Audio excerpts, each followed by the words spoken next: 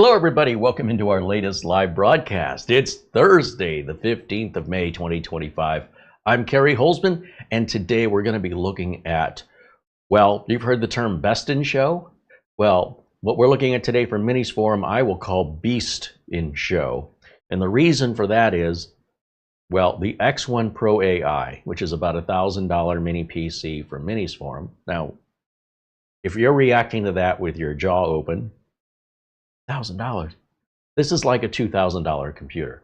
This is now officially faster than any desktop computer I've ever built, except for graphics, right? Because if you want to spend another $2,000 on a discrete video card, in that way you can go faster. But I'm building systems now just using internal graphics. And in many cases, for me anyway, the internal graphics work better for, as a content creator, video rendering and editing in CyberLink Power Director. I can't say that would be the same for Adobe Premiere or DaVinci Resolve. I don't know. I don't use those programs. They're typically used for television shows, Hollywood movies, way above my pay grade, and I got other things to do. So when I tell you this AI, is it X1 AI Pro, AI X1 Pro from Minisforum is fast, don't take that lightly. This thing is incredible. Now, Minisforum isn't paying us to make this video. They never have. And we did take a look at the X1 AI Pro. I'm trying to remember if it's, which one comes first? The X1 AI or AI X1? Either way, excuse me. It blew me away. But at the end of the review, I really wasn't happy with my review of the product. And I was really looking for another excuse to do it again. And it occurs to me, what we were sent before was a prototype. But what I have in front of me, I ordered directly from Amazon. Even the box is different. So much has changed, at least externally from what I saw. I'm very curious if there were any changes outside of the box. I'm sure they're all just improvements. So if I was blown away before, let me take it the next step to really show you why I'm so impressed with it. We've also got the MKB I83, which is Minisforum's mechanical keyboard. It's about a $100 gaming style keyboard. And, you know, proper mechanical, swappable keys, all that stuff. And then over here, we've got the DEG1, which is the external graphics dock. Now, even if we use an external graphics dock, we're still not going to get the performance of having a video card directly into the PCIe slot, because this is connecting with something called OCuLink. And OCuLink, primarily today, it's being used for external graphics cards. I think this whole concept is a bad idea.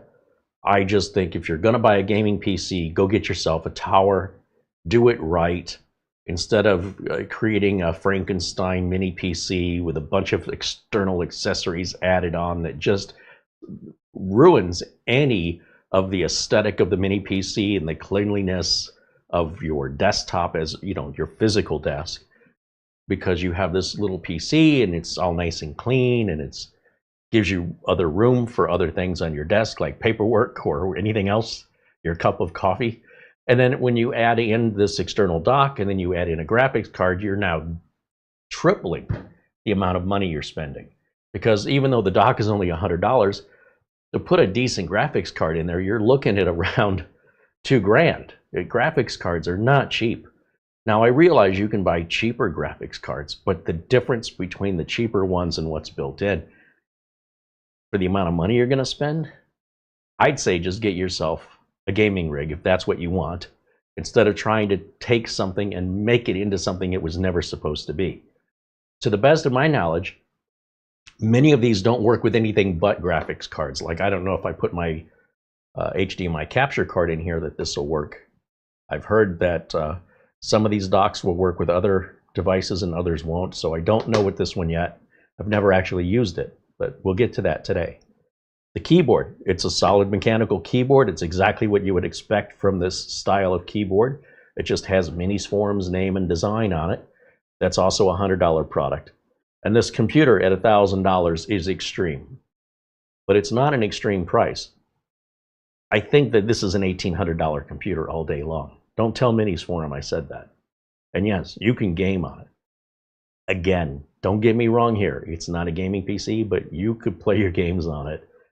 And it really depends on, do you want to be in 4K and do you want to have two monitors at the same time? It's going to struggle. But if you want to play in 1080, there's pretty much no game it won't play.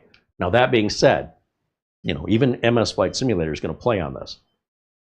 Whether or not you find that playable depends on your settings and how demanding you are.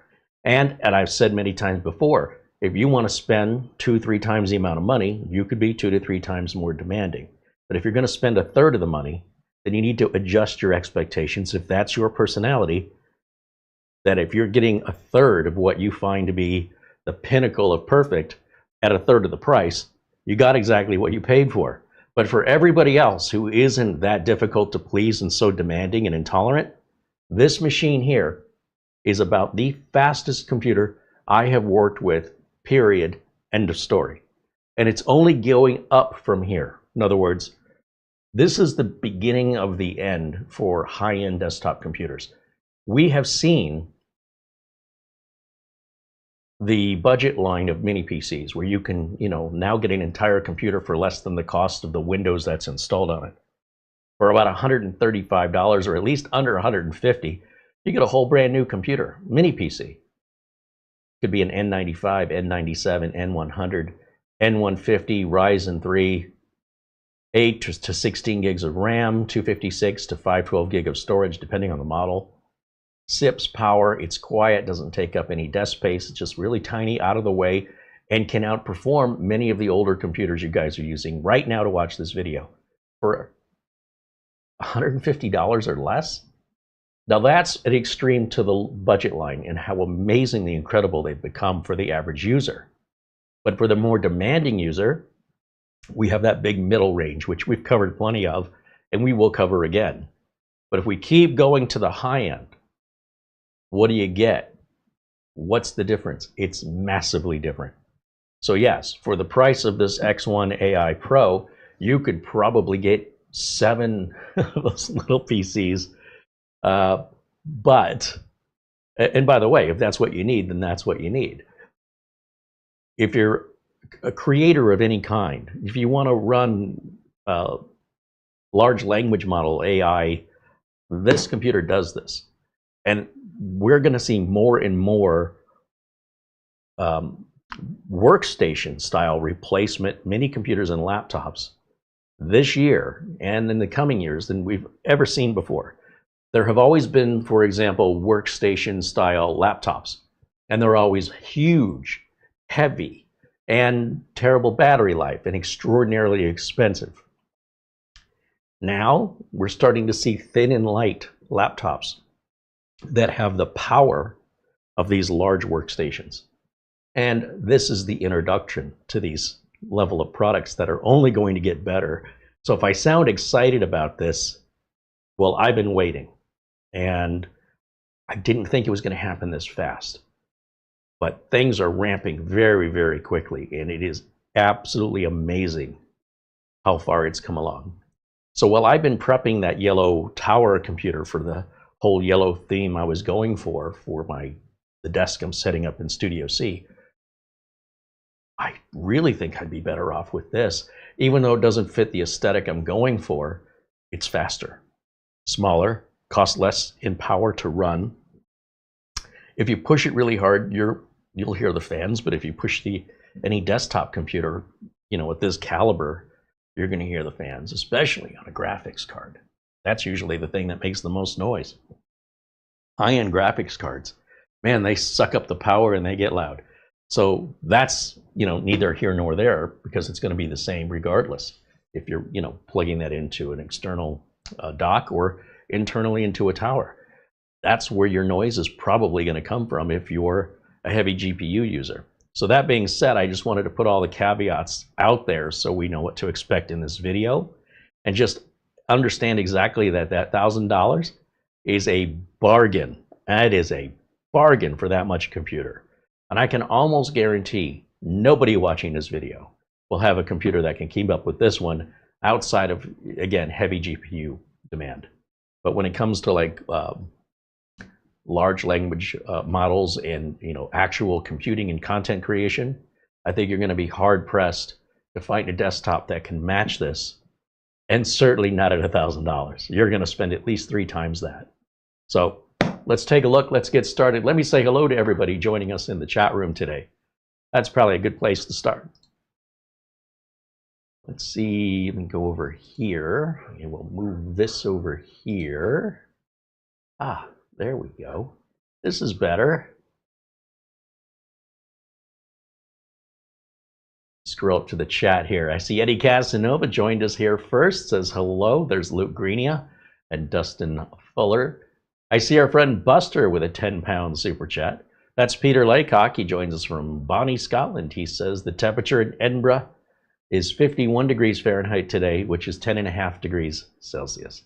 Good to see you, Buster. Thank you for saying hello. Thank you for your super chat, of course. John Williams says hello, as does Mark Gaines and Charlie Purdy. Welcome in. Welcome in. Ben Laird from Scotland says hello. Scott says hello. Essential working too hard, and Richard DeFries.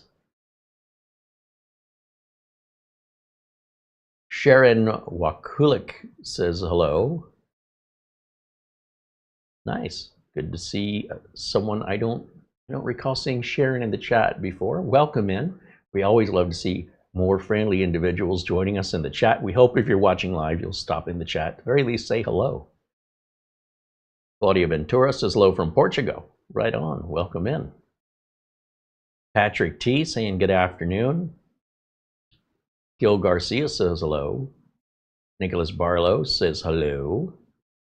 There's Doman 2000 and Blade joining us. Andy Kane and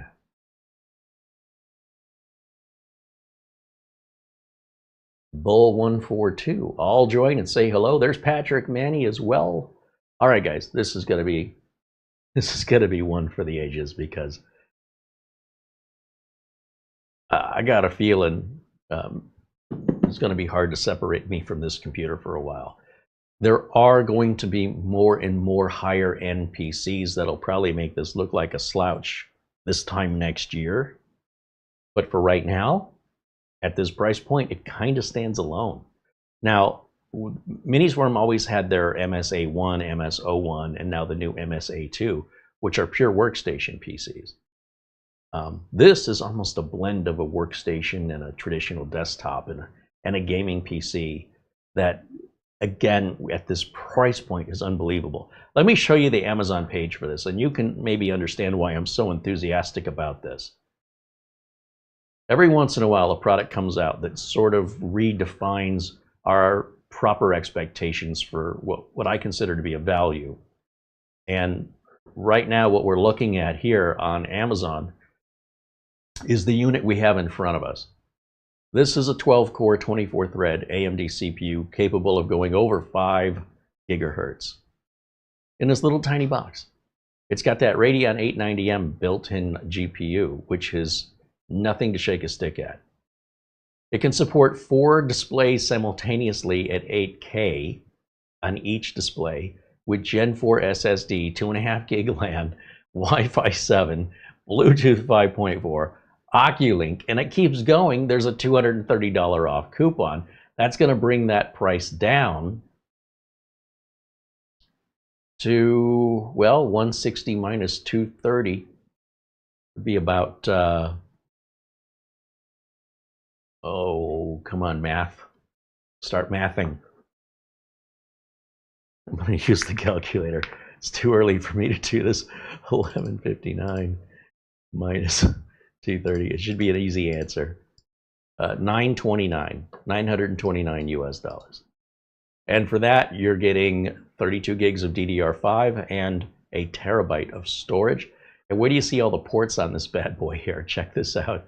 I know there's a picture in here. It's got the fingerprint reader. If you want to use Windows Hello instead of using passwords, you can use passkey sign on. It's also got the dedicated Copilot button, which we're going to start, trust me, you're going to start using it. You'll see. And Of course, you can access Copilot just through clicking a link next to the start button. But nonetheless, that's what this button is right up here, is your Copilot button. Your headphone jack, USB 4 right there up front. You got your two USB 3s, your power button, and I'm guessing these little pinholes are probably microphones. Yeah, dynamic microphone ×2, so a left and a right. On the back of the unit, check this out. You've got a reset button that's recessed here for the BIOS. You've got a Kensington lock if you want to lock this down to keep it from walking. You've got a standard USB port here, which would be ideal for a keyboard or mouse. You've also got OCuLink, another USB 4 port, a display port, and HDMI port. Again, there's two 2.5 gig lanes, and your power supply is built in. I love that that power supply is built in. I love that. There's no power brick, just straight out power cable right into the back of it. That's how they should all be, in my opinion. So what we're looking at here is really well equipped. That USB 4 is a 40 gig port. It does support power delivery up to 100 watts. Power delivery in 100 watts and power delivery out 15 watts. So we can essentially power and send a signal to a monitor, like one of the Minisforum portable monitors with this. I'm getting way ahead of myself. I'm almost tongue-tied because I'm so excited to look at this. But I wanted to give you like a little tease on this because we have a couple flavors here. This one, if you want 64 gigs of RAM, actually, I think this is the one we have, isn't it? Do we get 64 or 32? Regardless, at $12.49, there's a $250 off coupon. That's going to bring that to $1,000. So I think that's where I got my $1,000 from. I recall this being $1,000, but let me just check the specs on the back of this box here. This one, okay, the one that I ordered here, of course I did. I ordered one that I don't see. The unit we have is 96 gigs of RAM and 2 terabyte Gen 4 NVMe. So there's nothing I need to do to upgrade this. That's pretty much peaked out. And I love the fact that I can just order the computer and not have to open it up and change anything. Just take it out of the box, start using it. Okay, and that's an added benefit. Now, I think this one was like $1,100 if I'm not mistaken. So let's go back over here to, oh, actually, no, let's go to the DEG1 docking station, right? We'll get into that a little bit later, but that comes with its own power supply at least. I think it does. Because a lot of the cheaper, less expensive external graphics card docks require you to provide your own power supply. It's just ugly. It's a cable mess. And of course, regardless, it leaves your graphics card completely exposed to the elements. So that means if you have pets, small children, oh, it's not going to live very long. Probably kiss your $1,000 to $2,000 graphics card a short life. Bid it a short life and don't expect it to sit on a desk unless you're pretty much living alone and nobody's going to criticize you for the mess and the ugliness of having your GPU out and exposed like that and taking up all this desk space. You know, be prepared accordingly. And then of course the keyboard, the MKB I83 is a $100 keyboard and it's a mechanical keyboard. You know, it's the gasket and everything. And they even had a version of this with like an orange stripe, and it's all aluminum alloy. It should support wireless, Bluetooth, and wired connections. It's using Kale, I don't know the name of this company. MX Red switches are already pre-installed. PBT keycaps. It's got a silencing sponge so you're not waking everybody up or annoying people that have to sit next to you or be in the next room over. And full N-key rollover. So for those of you that are gamers and you don't want to have issues with having the key. What's the best way I can explain this? Let me cheat. Because there's anti-ghosting and there's key rollover. And key rollover means, hold on, let me just make sure I get it right. The ability of a keyboard to correctly register multiple key presses happening simultaneously. A keyboard with N-key rollover, or NKRO, can detect input from every key even when pressed at the same time. Keyboards with lower rollover ratings may have issues like ghosting, that's where the ghosting comes in, where unintended keys are registered, or blocking, where some keys are ignored. So for gamers, that's a very important thing. For the rest of us, probably not so much. So that being said, let me get back over here. Let's get to camera 1 and let's get this unboxed. I'm so excited. I'm going to set this here, set this over here. I'm really curious how this may have changed from the prototype, and this is spec'd out a lot better too. So I mean, I really like the prototype. So this is a pretty unusual box. It says here, let's see, we'll go to camera 2. Our specs right here, and it says to pull here to open. I've never seen a box like that before, but okay.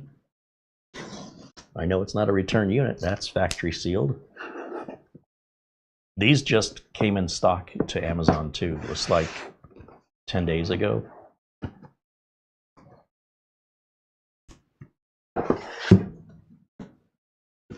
Come on now. Apparently that did not separate very well. See the problem.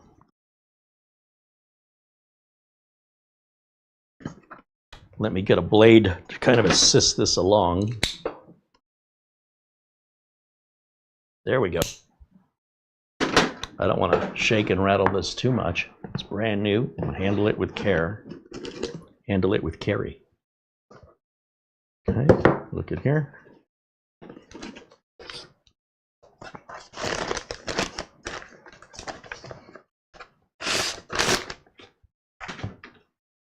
Now, this is much larger than a traditional mini PC in how wide and how long it is, but it's also quite a bit thinner than most mini PCs. It's very similar to what, like, it looks like an Apple product, isn't it?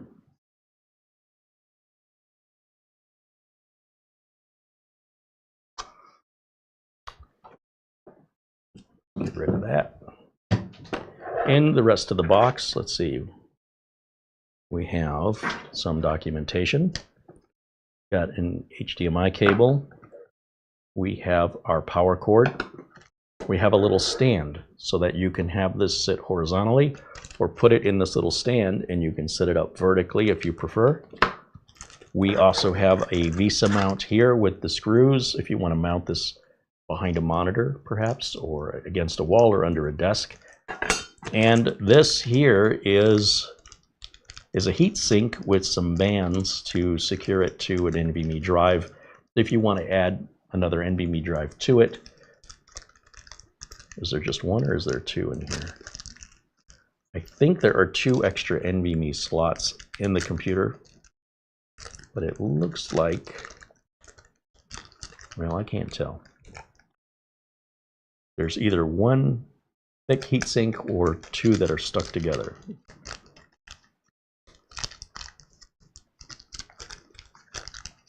Yeah, it's one. Wait a minute. No, it's 2. It is 2.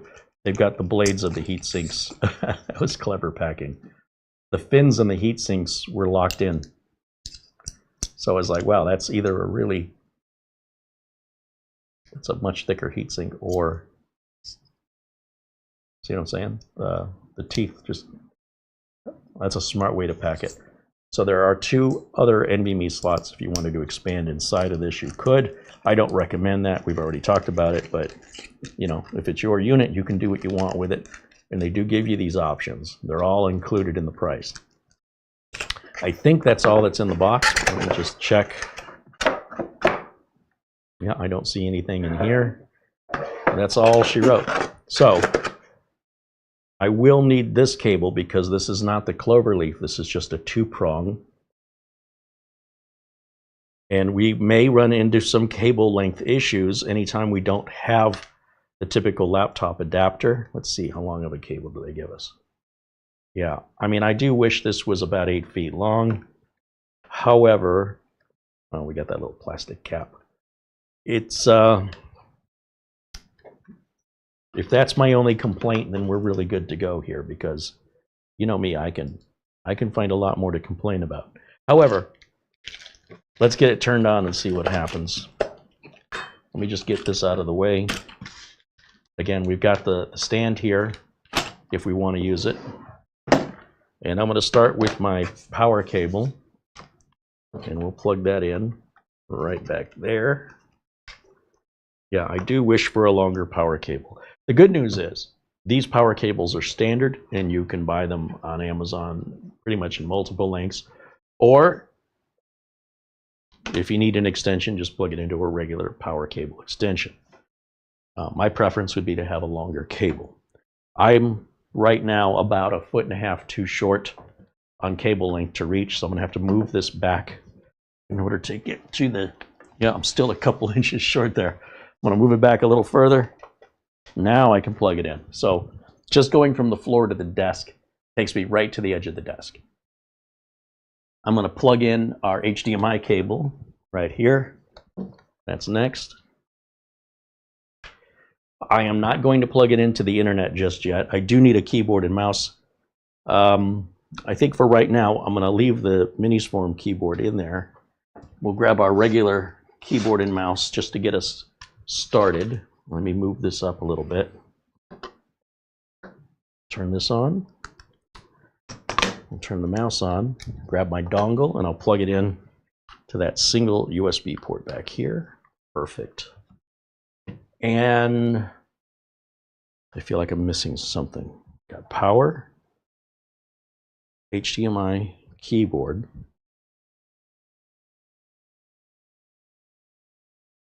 I think that's all I need for our first boot. Still feel like I'm forgetting something. Let's do this. Let's take camera 1 and let's move it. How am I going to do this? Let's move it over here. And let's take input 3, this one. Let's turn it on. Power button is right there.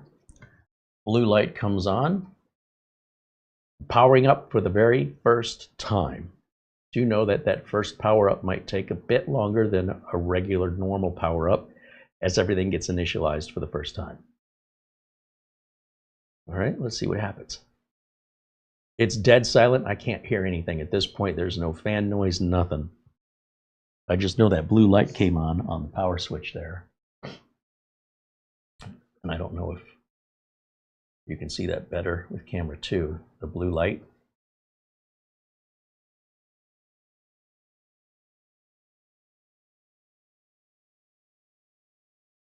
There it goes. Okay. And you know, when you got that 96 gigs of RAM, I'm telling you, when it has to train that memory on that first boot up, the more RAM you've got, the longer that's going to take. So, you know, be prepared if you want to go overkill like that. I definitely went overkill on this. I might have let my enthusiasm take control of my wallet, but I'm sure I will not regret it.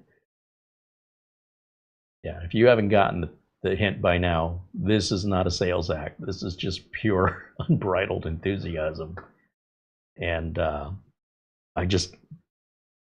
can't believe they're able to bring this here, get this to market so quickly. Now, a lot of people, you know, accuse me of being an Intel shill, but I'm always interested in what the best value is.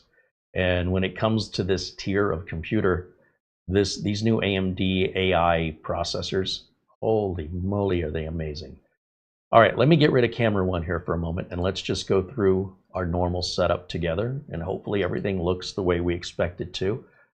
They have multiple languages here, obviously, because they sell computers around the world, they being Minisforum. We're going to continue in English, and then we're going to go to the United States as our region, and keyboard layout is US. We're going to skip a secondary keyboard layout. We're going to not connect to the internet. I like that the bypass NRO is already installed by default, accept the license agreement. And then we're just going to put, let's call it X1. Can I do that? Will it let me? X1 Pro. Yeah, let's do that. And then I like to leave location on. That's going to automatically take care of our date and time, which are likely going to be a different day. If this is all built in another country, it would be in their time zone. So let's see what happens here. Because we don't have it hooked up to the internet yet, and just as a reminder, until we get to our desktop. So if we see that the clock is 12 hours ahead or behind, so it looks like it's tomorrow or yesterday, that's the time zone that I'm talking about.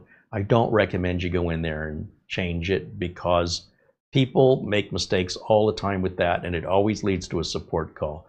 And I'm not saying everybody does it, but enough people do it where I'm just saying enough is enough.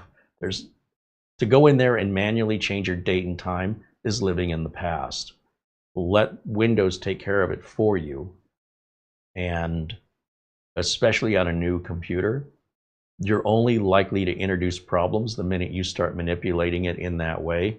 And while most of you will have no problem with that, the fact that some of you will, just universally nobody, I'm telling you, best advice, even if you did it by hand perfectly, you still want it to sync with the time servers, because the internal clock, just like any other clock or watch you own, will lose or gain seconds.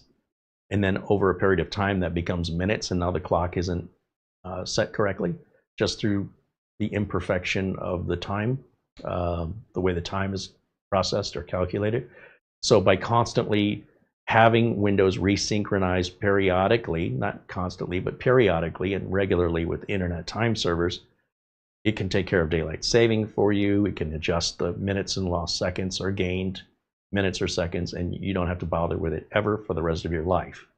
That's why I'm saying, embrace the change. It's very welcome.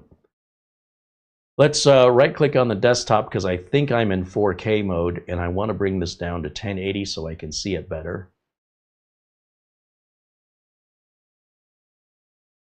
(1920 by 1080).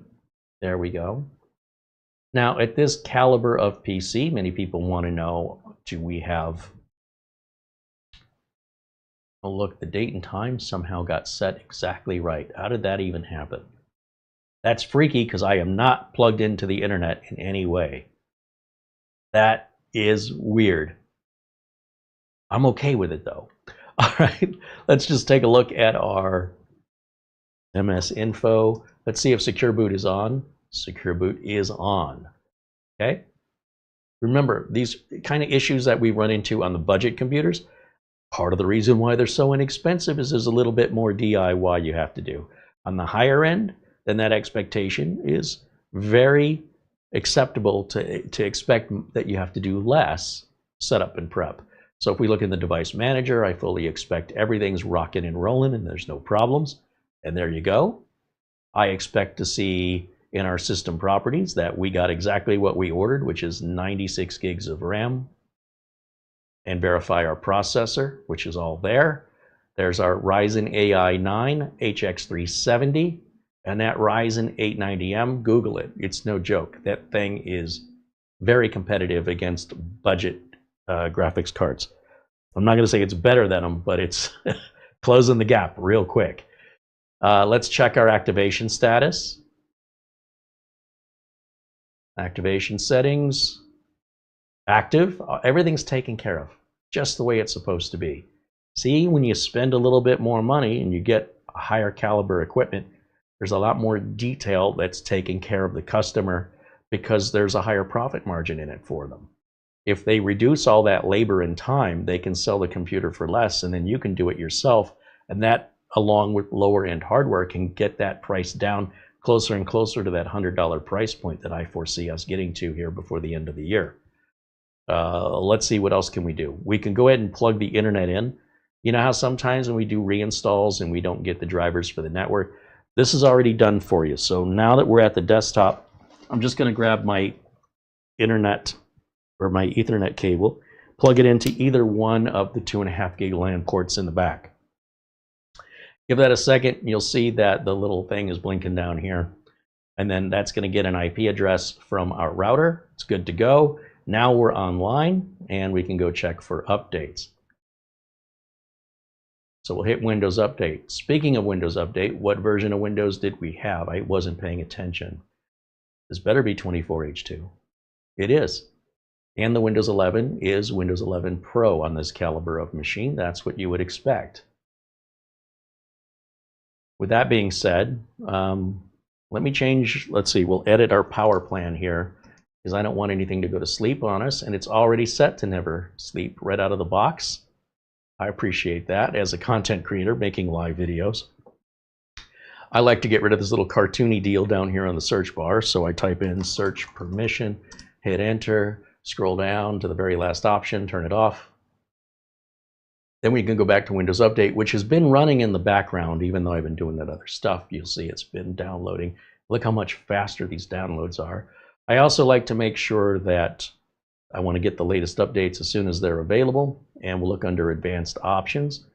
We see we've got 2 additional drivers that are available here, or downloads. There's a cumulative update and 1 driver for the, well, something Realtek that's USB.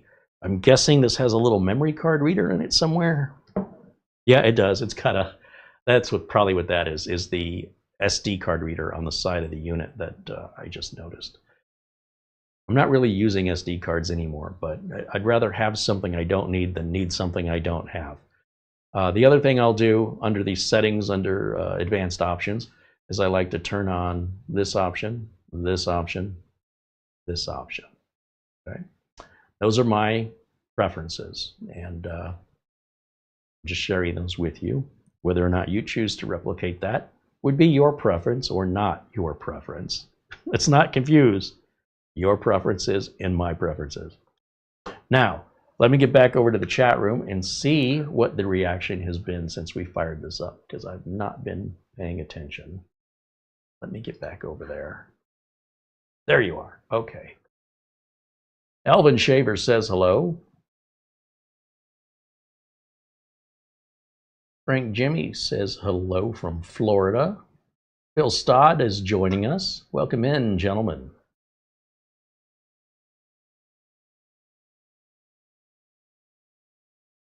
There's Mara hanging out in the chat room. Our channel administrator does a great job with handling your email requests, making the thumbnails, doing the video descriptions, and talking with companies potentially for getting some product in for review. We get a lot of requests to review socks for some reason.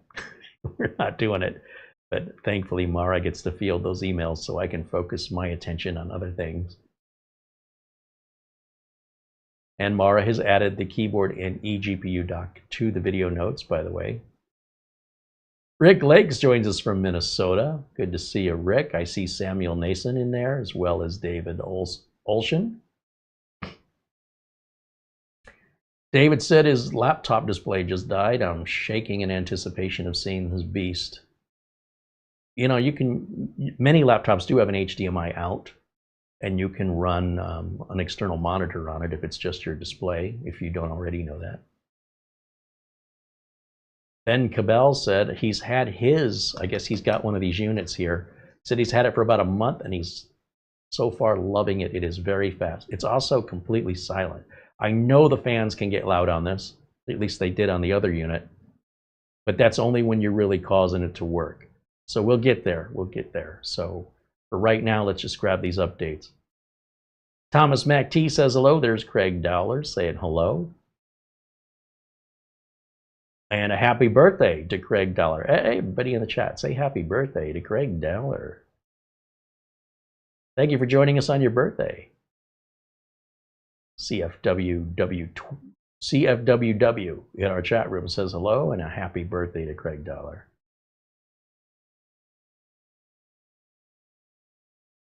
John Lewis joining us from Brazil.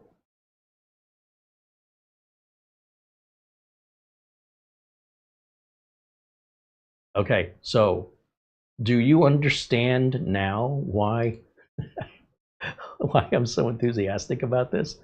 Like, this is not hyperbole. This is game-changing stuff here. How many times have we looked at mini PCs where they're basically the same, right? I mean, overall, It's a little box. And yes, for the money, you get a lot for the money, right? And there's always this sort of, it's amazing that you can get so much for so little, but it's very different from getting a whole lot for much less than what we're accustomed in the industry to paying for this level of equipment. I think Minisforum could charge more for this. Don't tell them I said that. Because they don't have much competition in this arena. GMK Tech has their AI 370, HX 370, and I think it's ugly. I think it's profoundly loud, and I don't know. It's overpriced in my opinion. So if they can fix one of those three things, it might be more of a competitor, but I don't see it as a competitor right now. And I like GMK Tech and I like Geekcom, but I'm just not seeing anything that matches this at this price or exceeds it or has a lower price. As far as I'm concerned, I'm very lucky to be working with Minisforum, to have that relationship with them so that we were able to see that early prototype, or I might have overlooked this. But having the prototype, I decided I need to have one, like an actual retail one, because that means I have two now. I might have a problem. However, when we did, and I can't underscore this enough, when I did the prototype review, I was very disappointed in my review because I felt like there was so much more I wanted to show you, and for one reason or another, we got caught up in squirrel moments or whatever, and didn't get to really showcase what made it so special. So I'm going to correct that today. Try my best.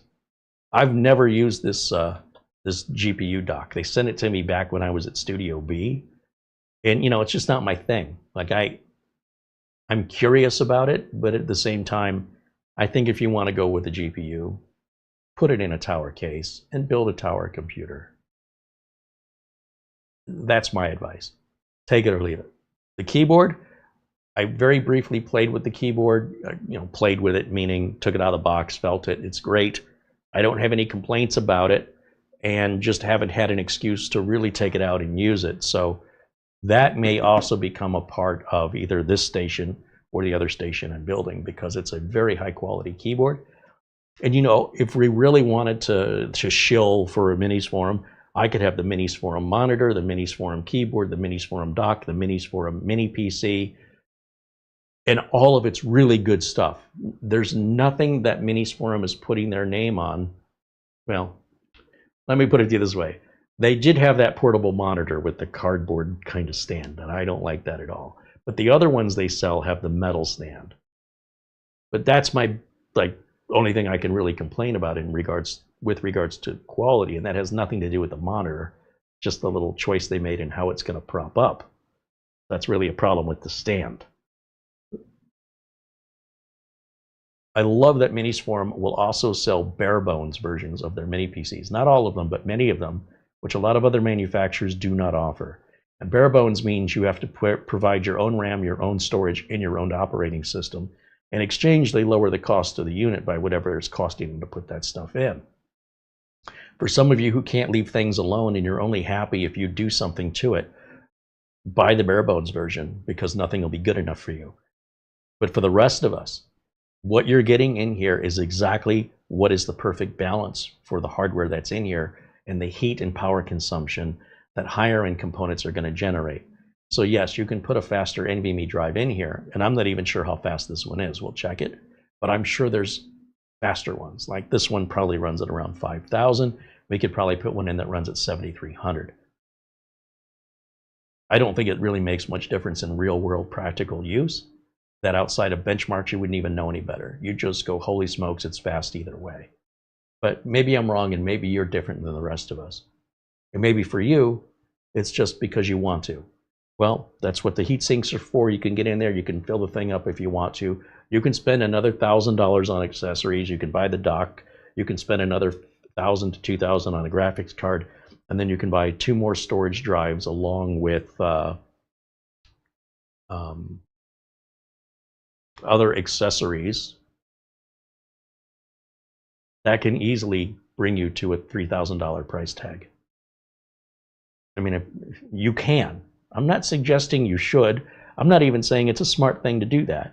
I'm letting you know it's possible. Because with a lot of other mini PCs, they're, well, more or less going to be much more limited due to the fact that they just don't have as much resources available, and they're often going to be much less expensive. So depending on what your needs are, of course, there's what you want, and then there's what you can have. You can't always get what you want, but in this case, maybe you can. All right, how are we doing on our updates over here? Let me move camera 1 out of the way because I can't quite see everything here. All right, we're still installing. Let me get back over to the chat.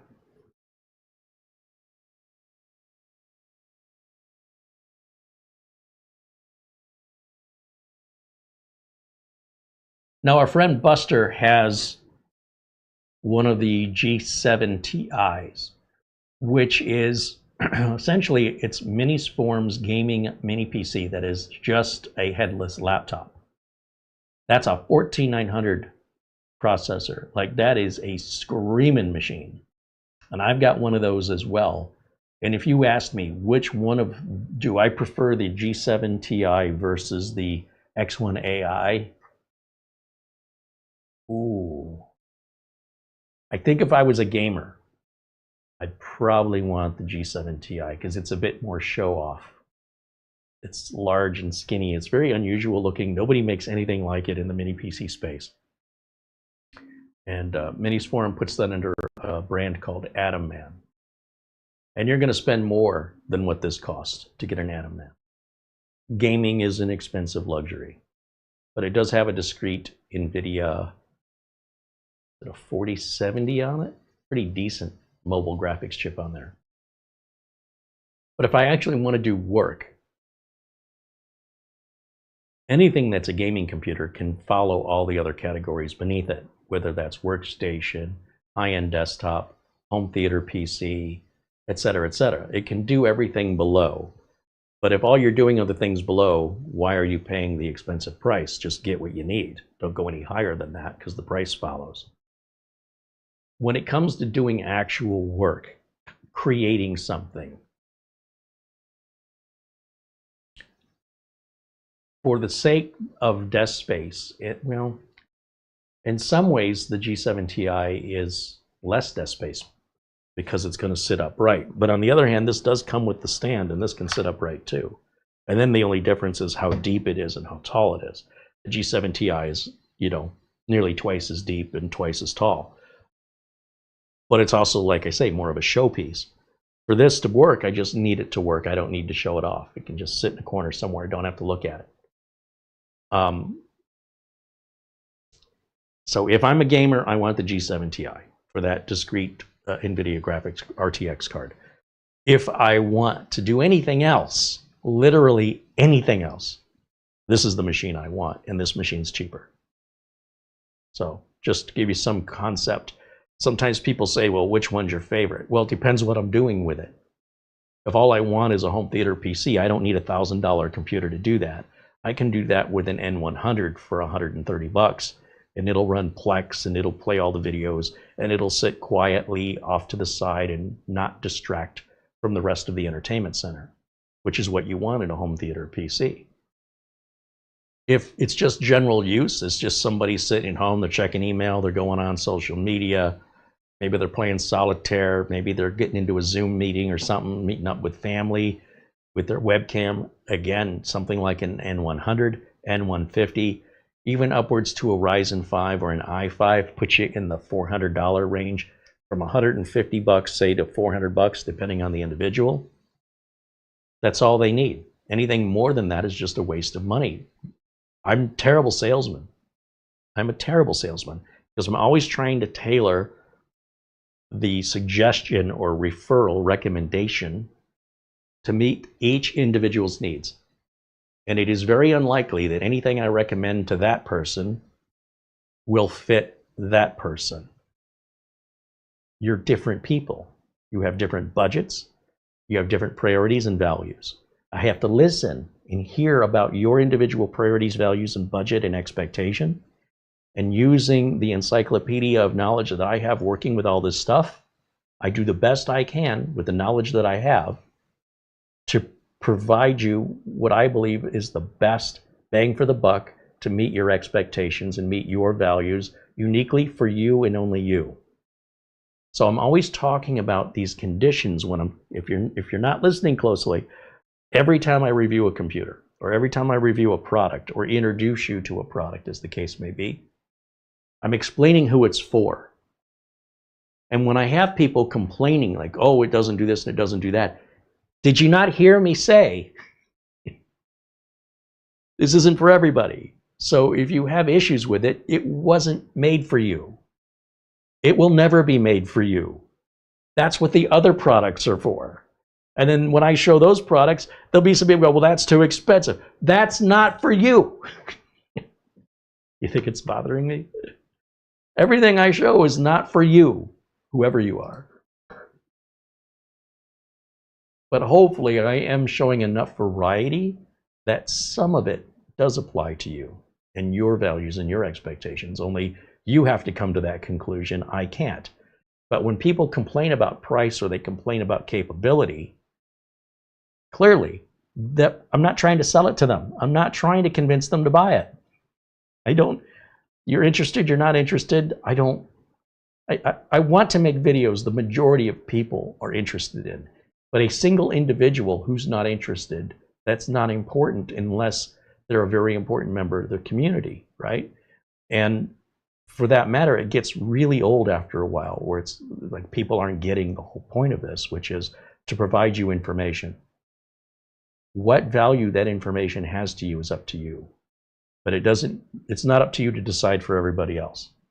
And that's the part that I get hung up on, is this sort of lack of consideration for the needs of anybody else but yourself, where you feel the need to let people know what your needs are, when it just came out of the blue for just nowhere. Okay, whoever you are, you don't like it, you do like it, great, good for you. But we can usually tell just simply looking at the views that a video gets what sort of overall impact that has to the worldwide audience. So when I cover certain things like remote access software or remote access devices like KVMs, we see half of the views we normally see. So that tells me as a content creator, the audience that I have is not the audience interested in that. But I'll still make the content anyway because it's still enough percentage of our regular audience, and I really like it, that maybe those people will think about it and realize, oh, maybe I do need that. Or maybe they just skip that video and they catch us on the next one where we're covering some other thing. They're not all going to be bangers, and I'm okay with that so long as I enjoy making them. And I certainly love having you here in the chat, joining me for the process and engaging in interaction with questions and comments related to the tech. I mean, I love that very much, so please never stop. Join us in the chat. Even if we're talking about a product you have no interest in today, that doesn't mean it may not come up to solving a problem you have in the future, or that you might engage it with the chat room with a completely different topic matter than what I'm talking about in the video. That's welcome. You guys can talk about whatever you want to in the chat. And then I'm just looking to see if there's any questions for me. But I love seeing the chat interact with each other. So don't hesitate. It's not rude. If you're going to have a conversation in the chat room on other topics with other people while I'm live, that is what the community is all about. But I personally love it when you talk to me. So I might be a little jealous, but it's okay. Let me get back over to my full screen here to see where we're at. Oh, we're doing that big cumulative update right now. Okay, good, good, good. So that'll be done relatively quickly, and then we can run Crystal Dismark. We can run Cinebench on this, and you're going to just be blown away. Blown away when you consider just what you're getting for this price is insane.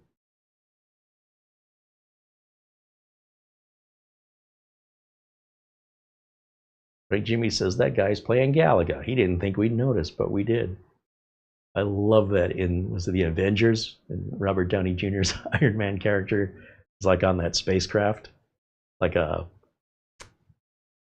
aircraft carrier in space. That guy's playing, and he was playing Galaga. That was great. He didn't just say it. He was, yeah. One of my favorite scenes. Squirrel moment. All right, now we're ready to restart, so we'll get that restarted.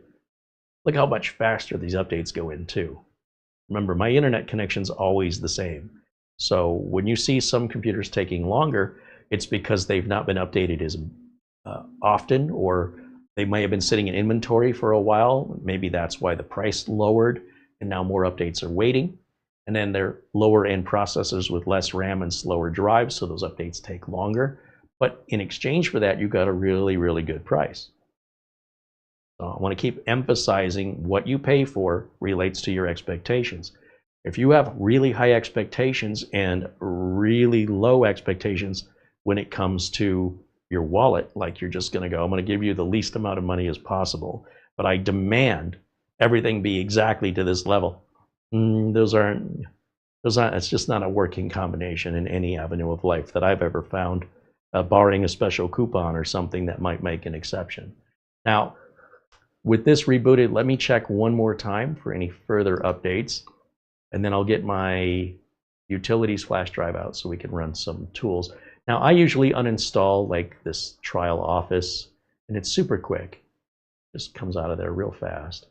I just right click and choose uninstall. Anybody making videos about downloading software to debloat Windows, I don't know, it's like you're bringing a gun to a fist fight. It's just way overkill and too much effort compared to just, by the time you download the software already, or by the time you locate, download, and run the debloating software, I will have already had everything uninstalled I wanted, and I'll already be on the next thing. But that's, again, my personal preference. If I want to look under the installed apps just to see, like, I don't want this Microsoft family, I don't use it, I will not use Media Player, I will replace that with VLC, so that can come out. I don't need 2 media players, it's just wasting up resources. The Bing search cannot be removed. If we try to remove it, you'll see uninstall is grayed out, so I guess it stays. I do not need Microsoft News. See that 8K? Do you know how many 8K files you can fit on a floppy disk?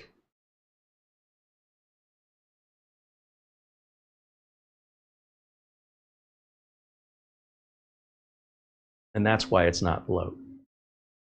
Mobile plans, that's weird to see that. That's usually for computers that have the ability to add a SIM card, like tablets.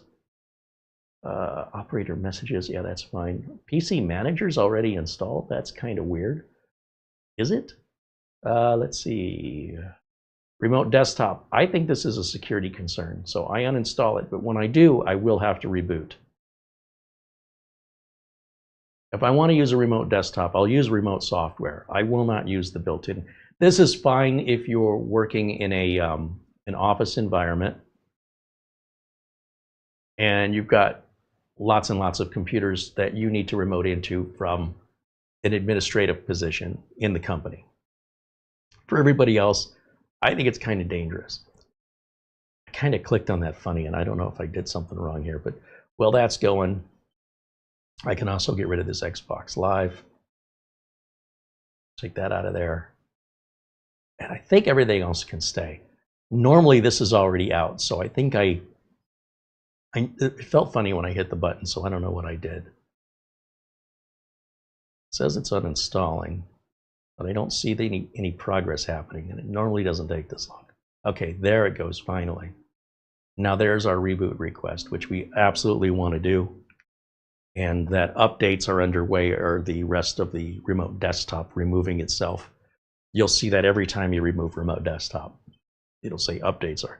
I mean, technically, it's not an update and it's uninstalling, but that's Microsoft's nomenclature for you. This does get a little warm. It's not hot, but it's warm. And we haven't even pushed it yet. And we're going to run the temps on this on a extreme use case scenario, Cinebench R23, and we're going to pull it through the ringer. Give it the beans, as they say.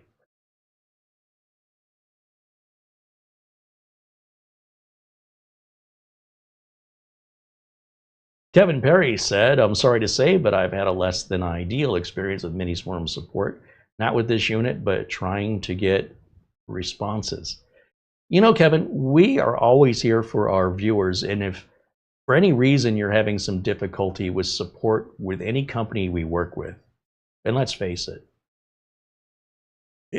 it's not just one guy working at these places. And some folks are just a little better at responding than others. There's good employees and not so good employees. And I can tell you with my experience in Minisforum, it's no different than any other company. The only difference is that in this example, we have inside contact information for reliable folks that can get us answers. Now, you shouldn't need to do that, and I agree with you. But unfortunately, the reality is any mini PC you buy, unless it's coming from like a giant manufacturer like Asus or MSI, even then, you still may see long delays in responses. Support costs money. And the bottom line is, if we can help you in any way, it may be something we can assist you with where you don't even need to talk to their support. A lot of support questions these days are tutoring questions. So unless you have a warranty issue and you need to get an RMA, in that case, we can absolutely get you in touch with the right person. If you're having any trouble, don't be shy to reach out to our channel email. The channel email, for those of you who are not aware, is right here on the screen. And you're not alone. We're not going to sit here and say, well, too bad for you. We don't do that here. If it's a product that we've introduced you to and you're having a difficult time with anything with that product, you might just check with us first before reaching out to support.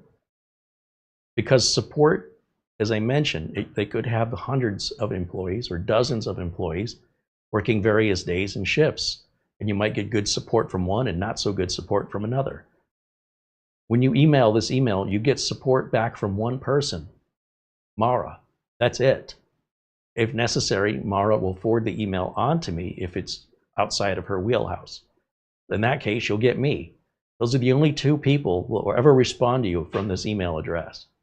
And if our advice is you need to contact the company, or maybe you need to return the unit if it's within 30 days and you purchased it from Amazon, then we'll advise you that way, right? We're just going to be honest with you. There's no reason for you to struggle and then come in here and then talk about how terrible the company is because you're struggling when we don't even know what the problem is yet, and we're here to help you. So we hope you do take us up on it. And if we can't help, at least we try, And at that point, the least we can do is get your contact information to our contact in the company and ask them to pass it on to their engineer that can answer you to make sure that you get that special attention. But we don't want to abuse that, so we don't want to immediately jump to that unless we have to. You can imagine Minisforum sells hundreds or thousands of computers every month. All over the world, in many different languages, they need support. In many different time zones, they need support. If there was no support and they just said, too bad, so sad, this company would not exist as long as it's been. So it does happen. I'm not going to say it doesn't happen, but it's not normal. Let me get my flash drive plugged in, and there we go. I'll give you an example. We reached out to our contact at Paladin, who's a marketing person. We said, hey, this Paladin computer doesn't have any secure keys in the BIOS. What's the deal with that? And how come when we reboot the computer, it's showing Chinese when we put it in English mode? Well, they're marketing people. They say, look, I'm going to send this to our engineer, and the engineer is going to get back to you. When that happens, we'll let you know, but we give it a few days. Again, there's a big time difference, sometimes 12-hour time difference. And then, of course, you've got the weekend. So if you're expecting that instantaneous service, then you probably want to buy from a local company here in the US, and you will likely pay more for it. Or a local company if you're in Europe, that you have that local support. But it will almost always cost you more, and you will almost always get less with regards to what you're getting.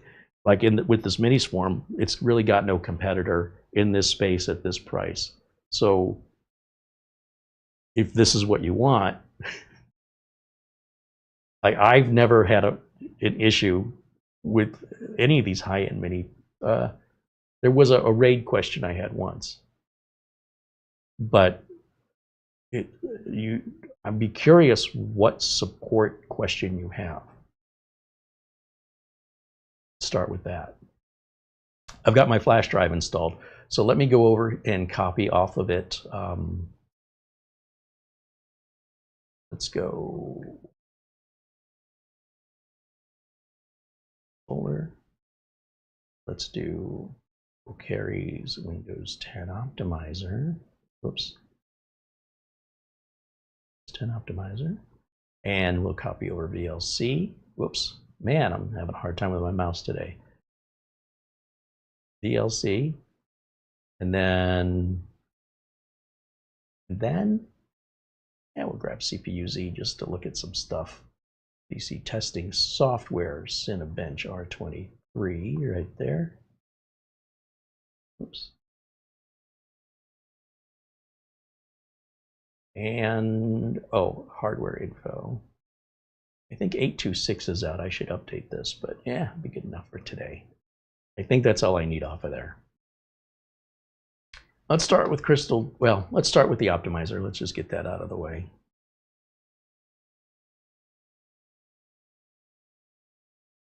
There we go. And you'll see access is denied. That's just turning off indexing on files that are currently in use. That's normal. And this thing is flying. Did you blink? Because you might have missed it. Holy cow. Wow. And then we reboot that and let those changes take effect.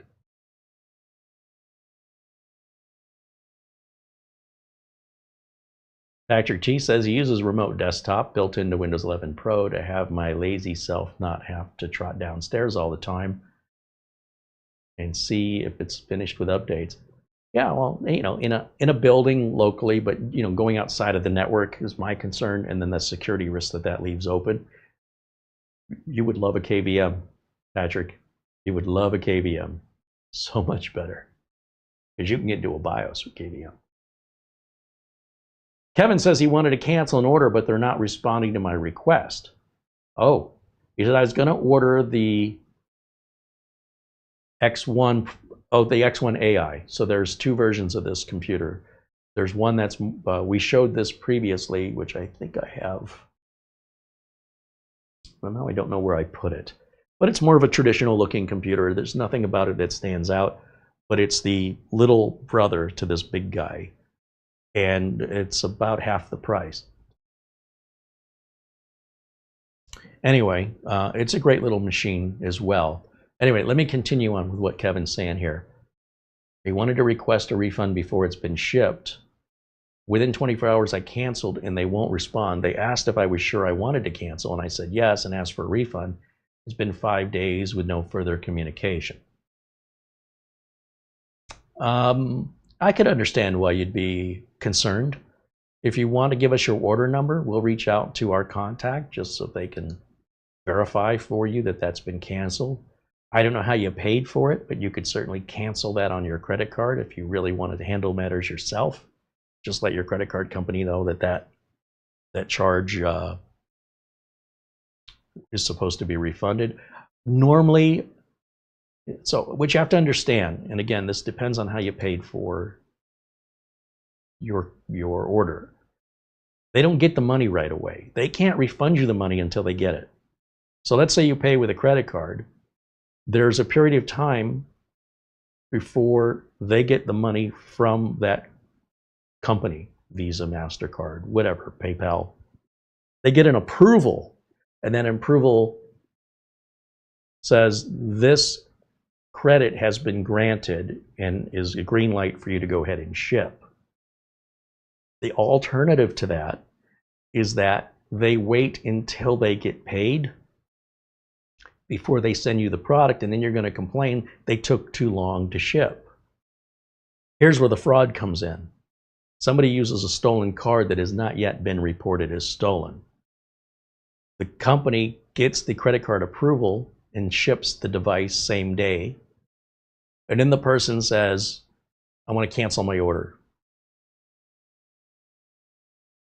Or The credit card company comes back and says that pre-approval was invalid. The retailer has to eat the costs. If then the person who's the fraudster says, for example, I want a refund when the unit's already shipped, they get both the unit and the refund, and the retailer loses twice the amount of money. They lost the computer and they lost the money paying for the computer. They've lost both because they paid the money back or they didn't get the money at all. So the way credit card returns work, or even PayPal, it's the same thing. They get a payment, not every single time a charge goes through. It's not how it works. Just like you don't get a bill. You get a bill once every 30 days. These companies get paid usually it's once a week, a business week. So once they have that payment, then they can issue your refund. But they can go ahead and cancel the order and make sure it doesn't ship, but you won't see that refund for up to 2 weeks. And they usually tell you that. They don't necessarily explain why, but that's universal across credit cards. The whole time you've ever had a credit card, it's always worked this way. It's never changed. It doesn't matter if it's your local shop down the street or if you're ordering from Asia. The other thing is you can always order from Amazon. If you order from Amazon, and especially if you see that it is an Amazon shipped and sold by Amazon, or at least shipped by Amazon, you'll never have this issue. Never, ever. So so my question is, why didn't you order it from Amazon? That's question number one. You don't have to be a Prime customer. And if the reason you were doing that, and I can only think of one reason, and that was buying it direct from Minisforum was cheaper, this is the other side of that. When you order it from Amazon, it's not always more expensive, but you do always get that peace of mind when it comes to any sort of issue. Amazon's customer service is incredible because it's a massive company. If you consider how big Amazon is compared to Minisforum, there's no comparison. So Amazon has those resources. And Minisforum does the best to keep their prices down, but it also means they're probably understaffed, as most companies are in the support department. Anyway, that's my guess from what you've described so far. But I would love to know that if you wanted that kind of peace of mind, why didn't you shop from your local Amazon, regardless if you're in the UK or USA or Canada? Kevin Perry says, I'll send you the order number in a private email. Yeah, please do that, and then we can, it's crying over spilled milk at this point. I would have ordered from Amazon. I did not order this from Minisforum, by the way. This did not come from Minisforum. I ordered this from Amazon, just so you know. So I'm not just talking the talk. I do that for a reason. If there's anything wrong with it, I kick it back. Amazon's going to take it for any reason. I could just change my mind. Had an unexpected bill, I can't afford this anymore. Send it back. Amazon gives me a 100% refund. There's no cost to return it for 30 days. So if that's important to you in purchases, to have that peace of mind, I go on and on this channel about how if you have any issues with anything we talk about, there's always peace of mind. I don't know how many times I've said it, and people still go around my advice. And maybe there's a good reason you did that. Because I don't know how each individual company handles their support, or how fast they ship, or how easy it may be to return something to them, especially if they're shipping from another country. With Amazon, it'll be in a local Amazon warehouse in most cases, in all cases. So, all right. Let me start some testing here. Let's start with Crystal Disk Mark. Oh, I didn't copy Crystal Disk Mark over, did I? Let's go back to the flash drive, which I have not unplugged yet. And let's grab Crystal Disk Mark Portable Edition and drag that out. Let's also verify we have a 2 terabyte drive in here. Yep. Properties. 1,998,000,000. I don't know. 998,000. Let's see.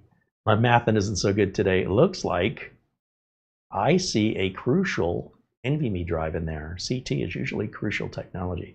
So Crucial does make higher and lower performing Gen 4 drives at varying price points. I expect something around the middle, around 5,000. Anything more than that, I'll be super impressed. If it falls under that, I'll be a little deflated. Let's see. Let's see what it does.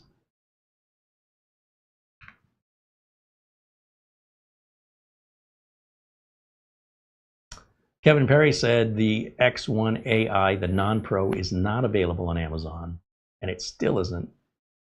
But yes, otherwise I normally use Amazon. So it became a matter of impatience. So here's what I found about that.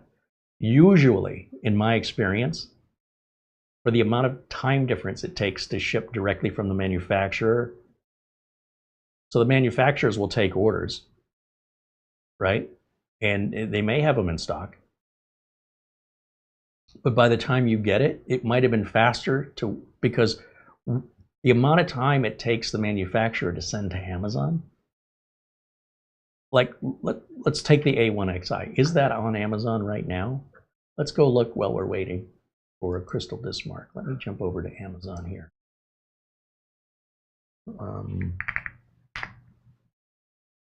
you're in the USA? That's the other thing, because I'm searching on Amazon USA here. Let's look for Minisforum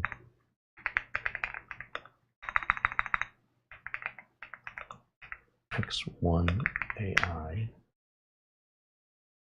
There's the Pro.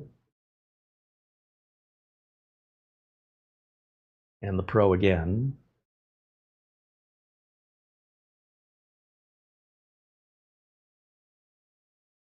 Oh, yeah, it may not be in stock yet at Amazon.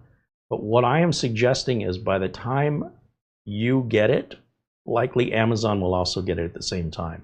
You've got to wonder, why is it not yet on Amazon?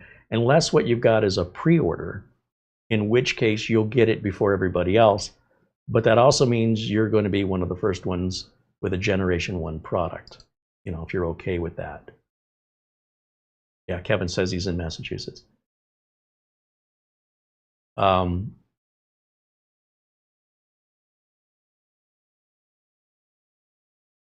And Kevin says his Visa company is aware and taking steps. The X1's not listed on Amazon. He could not get it from Amazon. Okay. I gotcha. I'm on board with you. I hear you. I see what you did there. But it's really a little bit of impatience. And let me ask you, just, and you don't have to answer, but out of curiosity, why did you cancel the order?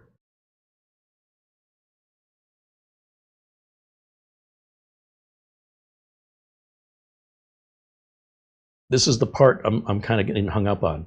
You wanted it so bad, you didn't want to wait, and now you don't want it?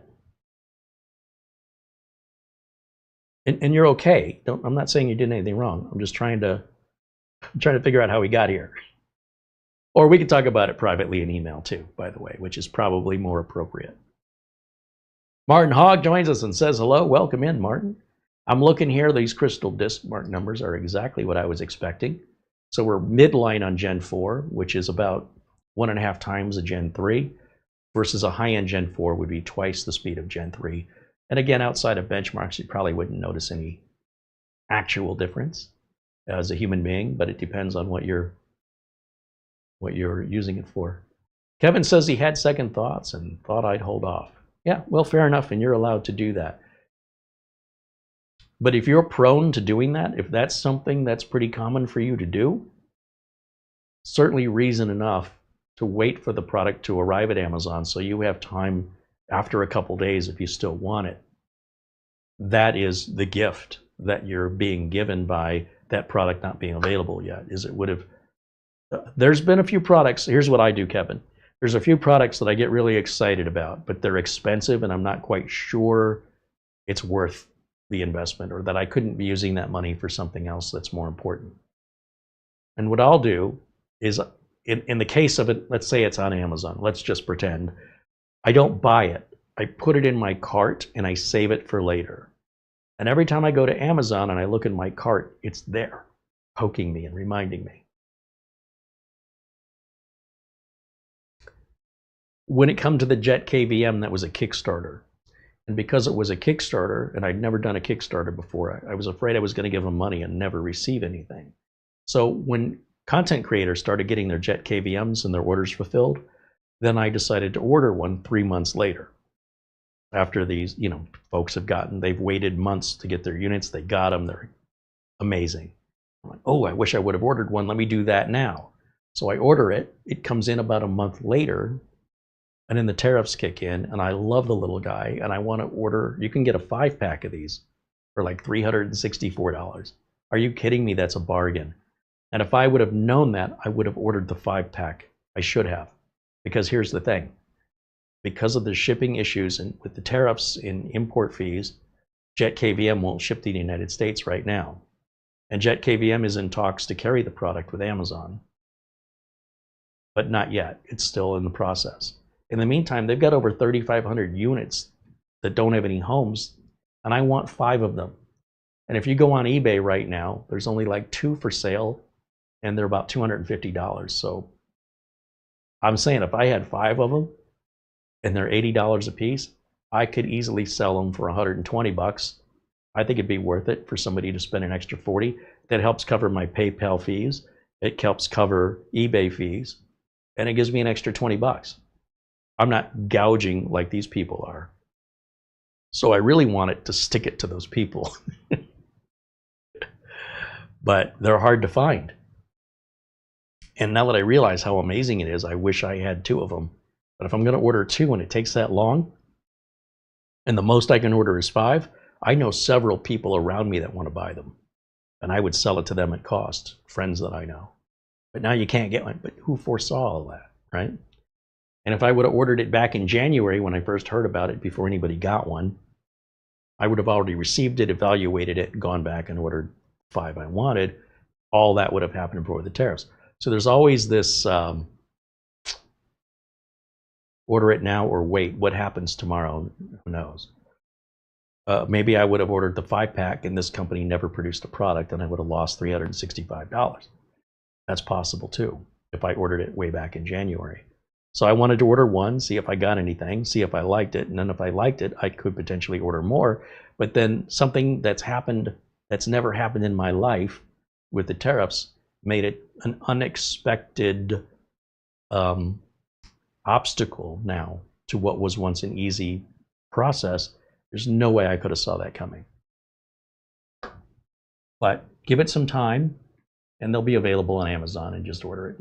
And they're intending to keep that $79 price. There's our final results on Crystal Dismark. Let's go back to full screen here and save these results. File. Save this as a JPEG. We'll call it Crystal Dismark. And we'll put this on the desktop. Okay. Let's close that and let's start our hardware info and take a look at what our temps are right now.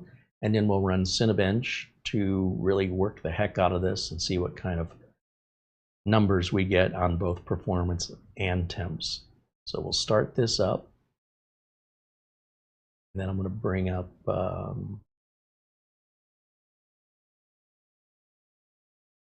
yeah, there's our temps right down here.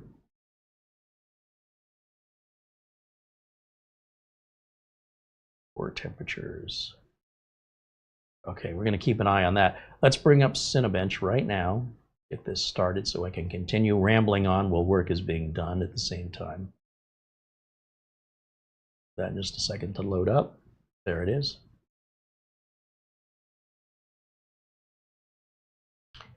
Accept the license agreement, and we'll start our multi-core test. While that runs, I can just close this window out and bring our temperature sensors over to the right and expand that as high as it can go. Drag it all the way over here so we can keep an eye on it. Oh, I'm starting to hear the fan now. Not that loud, but it's definitely, it went from not hearing it at all to I can hear it now. And we can keep an eye on these temps. These are current temps. These are our minimum temperatures since we started the software. And sitting down in the 30s is fantastic. And these are our maximum temperatures we've hit so far. And then wait till you see the score on this. It should be pretty darn impressive. And I suppose I'm sitting right on top of that, aren't I? So let's move the camera down to the lower left so I can get that out of the way. Okay. All right. Now let's get back to you and I talking. You being any of you in the chat room. Jose Lopez with a $1 super chat. Thank you, Jose. Martin Hogg says, Carey, I have a question on Windows 11. Why do you think Microsoft is pushing Copilot so much?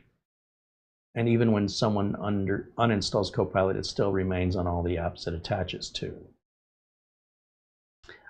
You know, that's really a marketing decision. I don't think Microsoft makes those decisions. The marketing company does. Microsoft and any technology company, you know, if I had to guess, they don't want to be seen as lacking in the times. They want to be a leader. They want to be first. And they anticipate that everybody wants AI. They just don't know it yet. So that's the marketing aspect of it. It's not a technical thing. It's not an engineering thing. A lot of decisions in your operating system are made by marketing companies and not by Microsoft engineers or even Microsoft management, just so you know. So likely it is a marketing decision to imply value to average consumers. And just because you don't use it yourself doesn't mean nobody else uses it. I see Doug Betts using it every day. Just because other people as home users are not using it, it's probably because they're not aware of it yet. And in marketing it like this and shoving it down their throat, they will catch on. And when they catch on, they're going to catch on, at least Microsoft's marketing believes, like wildfire. Just like smartphones. You may not have been somebody who adopted a smartphone when they first came out. I sure wasn't. I had my flip phone for far longer than most people had regular old flip phones. And I had a hard time understanding why anybody would need a tiny computer in their pocket when it's supposed to be a phone used to send and receive phone calls. Well, who makes phone calls anymore? And my ability to do so much more with a smartphone than I ever could with my flip phone makes me wonder how I ever lived without it. But a lot of what I use my smartphone for today, I could not have done with a smartphone a few years ago. They've added so much to it. Companies will put a lot of marketing effort behind a product, whether it's the Apple Lisa or the Microsoft Zune. That'll have you believing it's the next thing since sliced bread, and it just doesn't materialize and the product gets canceled. Google cancels hundreds of products all the time. It's just the industry. Microsoft is not unique in that way.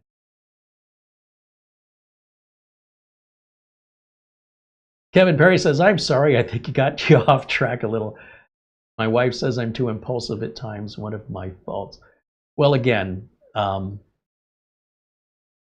if you are impulsive and you're making a major purchase that you might want to return or possibly cancel,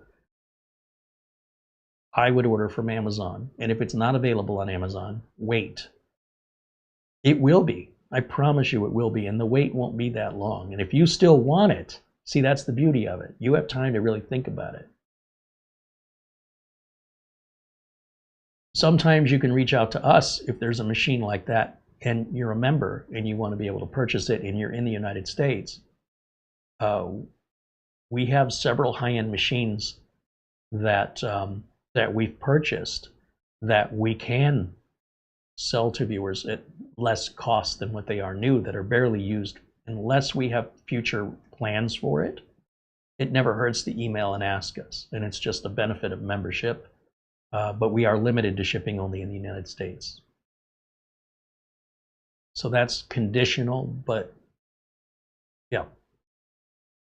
Especially on the cheap ones, like the N150s and the N100s. We have no personal use for those. We've pretty much paid for all of them, so we're not restricted to send them out or sell them. But just FYI. And, you know, Kevin, you've been a member here 36 months. I don't know if we ever sent you anything. So depending on how long the membership's been or how supportive a member's been, we're going to return that as much as we can in kind. Or you can just let it keep building and and the return in kind just gets bigger. It's up to you, but do know that I really enjoy being able to give back to the viewers who believe in us and support us. And if there's something I can ever do for you and it's within my power to do it, I will jump at the chance happily for all of the members. I'm limited when we have members outside of the United States in that regard, but not necessarily with software, right? I can send license codes to members who need an Office license code or a Windows license code, and they're like, hey, I've been a member here a long time. I've been supporting you. Maybe you can support me back a little bit. You're right, I can, but it starts with a request. And if we can honor that request, we are absolutely happy to. Because without you guys as members, well, I wouldn't have this on the desk right now, that's for sure. I paid for that. So the idea is that we can maintain our reviews being completely transparent and unbiased. There's nothing in the cards for me if I like it or don't like it. Paid for it, it's mine. I can return it if I don't like it back to Amazon and get my money back. So that's the whole idea here. But having played with the prototype, I'm like, I gotta have the final thing because this is, wow. Anyway, I already knew I was gonna like this. It would have to be shockingly different from the prototype for me to want to send it back, or it would have had to arrive damaged, which, you know, when do we ever see anything arrive damaged here on these live video unboxings? Very rare. Wow, look how fast it's doing this Cinebench back there. That is quick. Ben Laird said, with £2, Paladin WI6 Mini Secure Boot enabled. Was it a WI6 we had a problem with? I need a little backstory on that, Ben. You ordered a WI6 and your secure boot keys were in the BIOS, where mine weren't. We're talking about the same model we were dealing with the other day. This is what can happen if we get prototypes, by the way. And I don't know if that was a prototype or not. It may have been. They sent us, Paladin sent us a unit and asked us not do anything with it because they wanted to wait until it was in stock in Amazon. Otherwise, I'm here promoting a unit that you guys try and buy, and you can't. So I'm on board with that. Yeah, let's wait until people can buy it. And I'm thinking it was that WI6 that we'd been sitting on for a few weeks. And that would imply to me that I got a prototype. And if you bought one retail and yours has the secure boot, what are they called? PK keys or something? Then that would also suggest to me that there's a BIOS update. So I'm still waiting for, you know, Paladin did give us a response. Their marketing company said they're passing it on to their engineer. So we're waiting to hear back from the engineer, right?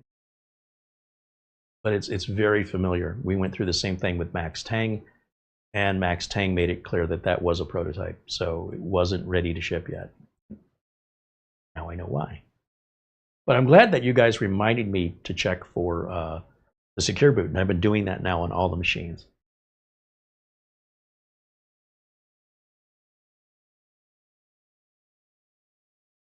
Lugrini said, I got to rest the mind on this router thing. Way too many options for a guy with a simple mind. Well, you know, if we can help you out, Luke, let us know. You've done a lot for us.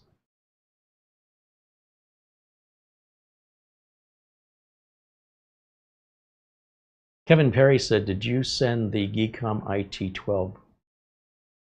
You did just send. Oh, I see. So Kevin says, we sent him a Geekom IT12 3 weeks ago and it's running now.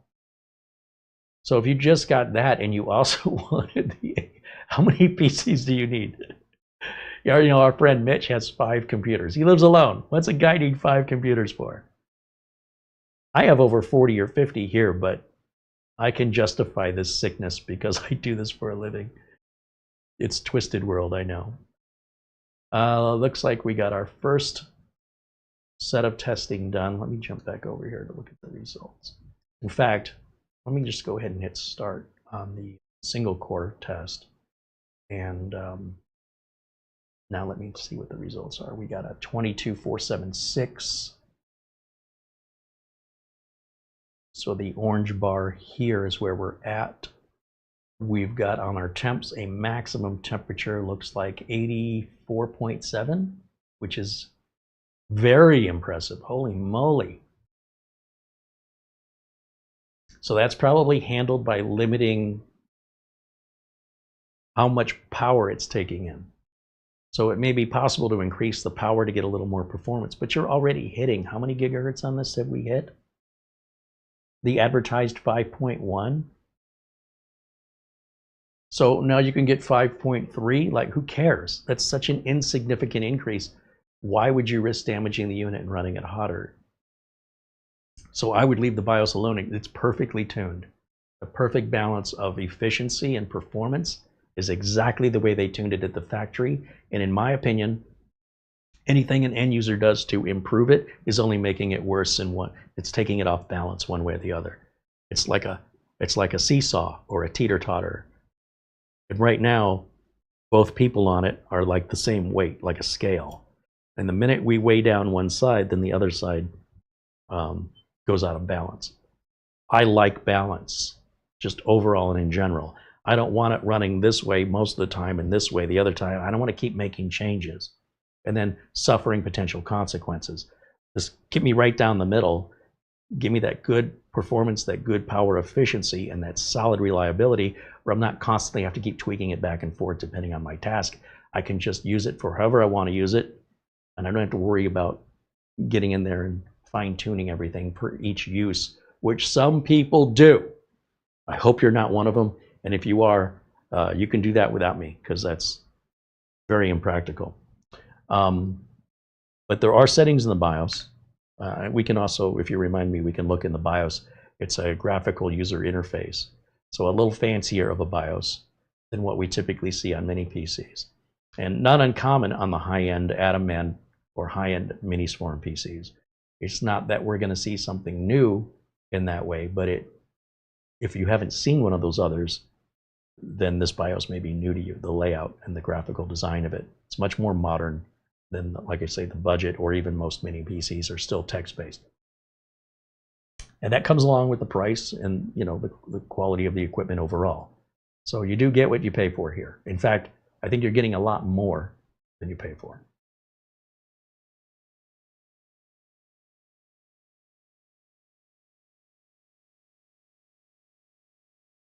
Looks like Rick Lakes is there with some stormy weather in Minnesota. Well, that's just another day in Minnesota, isn't it?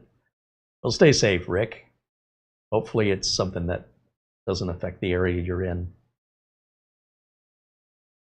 Kevin says, I have multiple desktops, custom built, and I thought I'd replace another desktop with a Minisforum, and then I decided to hold off. It should have waited for it to be on Amazon.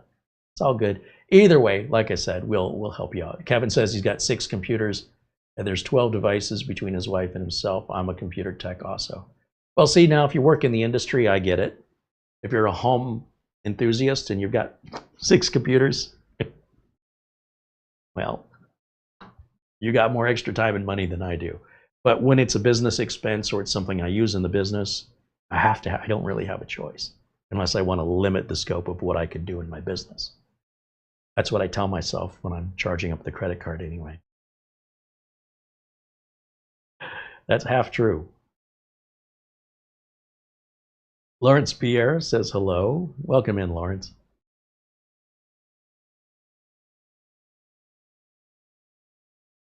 Luke was asking about that Asus router we were talking about, the Zen Wi-Fi BT10.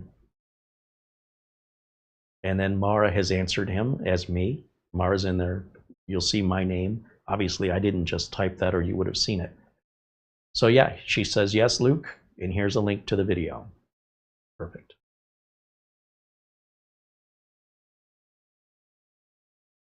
Boy, that fan just quieted up to nothing. The machine isn't really any warmer than it was before. It's warm. It's not hot. It's not cold. It's warm. So that has not changed this whole time we've been running this excessive test on it. Rick Lake said sirens went off. What are the sirens? Are they tornado warning sirens? Is that what that is? I used to get those in Michigan, in Detroit. We used to get the tornado sirens. We never saw a tornado, though. Michigan did see tornadoes, but not Detroit. Not in my lifetime that I'm aware of. But you still follow the same protocols. It's the wind. You never know. Hopefully that's a similar situation with you, Rick. You've been there a long time. I would imagine if it's a tornado that you would know if your area is more prone to them or not. Probably not your first rodeo, I'm guessing.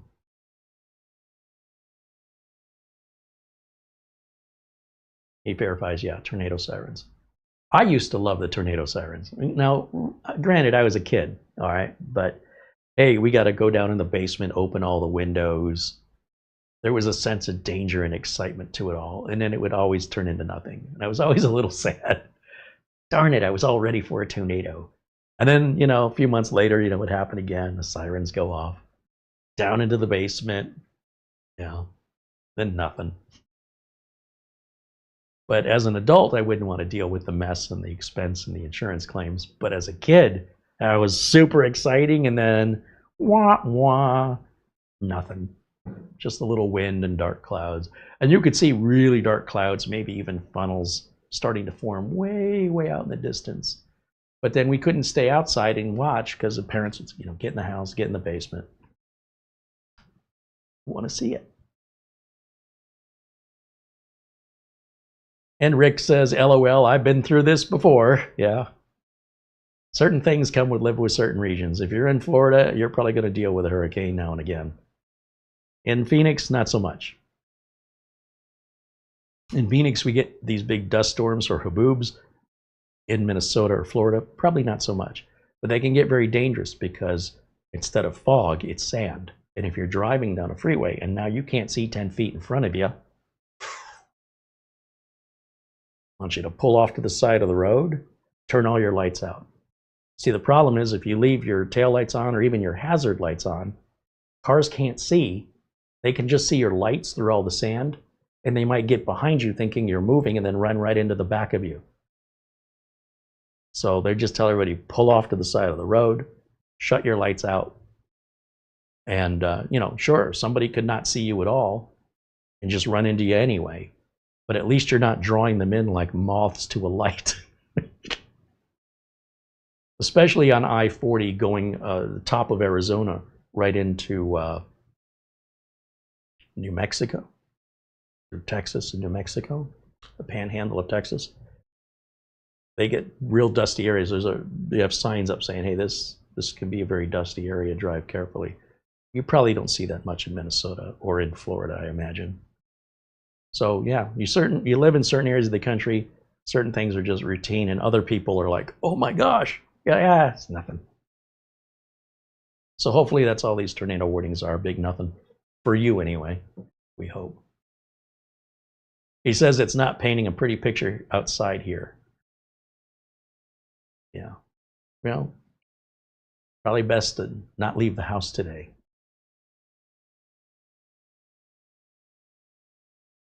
Luke says he saw his first tornado in Oklahoma when he was in the Army, and you can keep them. I'll stick with the blizzards. Yeah, they can be scary. I've never been close to one. I saw that movie Twisters. Does it count? The cow flying around.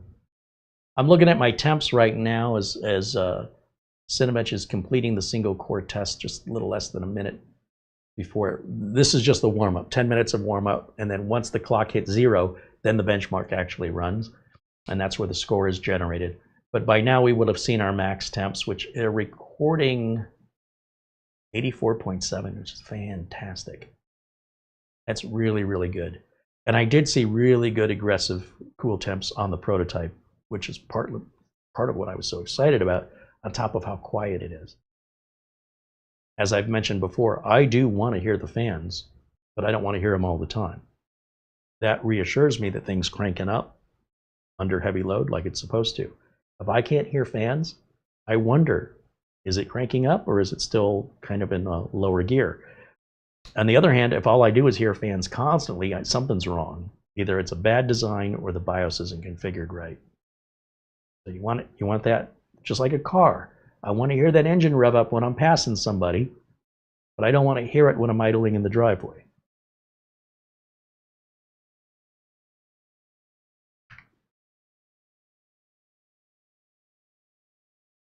Kevin said he had a tornado hit 2 streets over from his house in 2019. We were lucky. So were the people who took the hit 2 streets over. Yeah, you never know. They're so random. A tornado can hit one house, go around the other house and hit the house on the other side. And then there's just this one house. And often the toilets are still left standing. It's weird. They're very unpredictable. But as a kid, it was super exciting. I secretly wanted to be in a tornado. As long as I was down in the basement, I felt I was safe. I was also about 8 years old, so, somewhere between, say, 6 and 12 years old in that. We probably dealt with that numerous times. Before 6 years old, I don't have much memory, so. Let's see.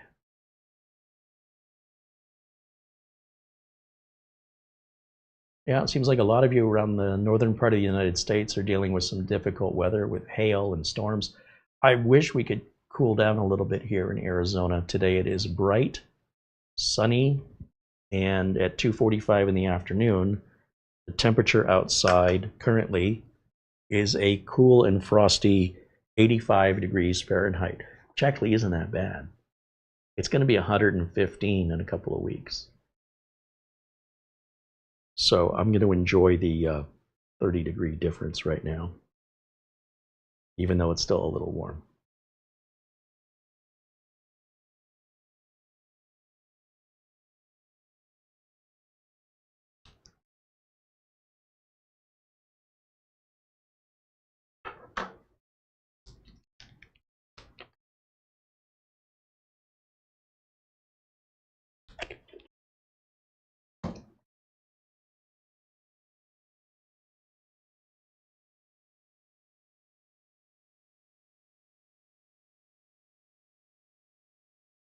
Oh, some other tornado warnings. Scott's mentioning one.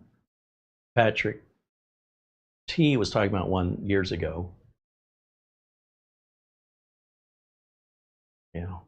Well, you can stay safe indoors and watch a live Carey Holzman video. Good excuse. That's what I say.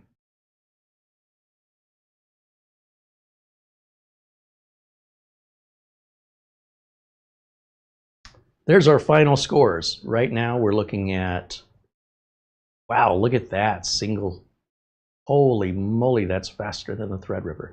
Okay, so this is the kind of thing that excites me. It's high scores, reasonable price for that kind of power compared to if you built something equivalent to this. And it's small, it's quiet.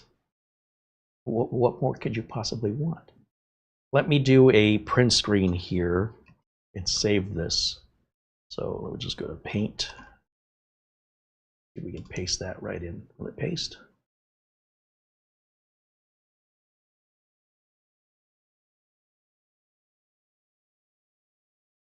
Oh, I think on this keyboard I have to hit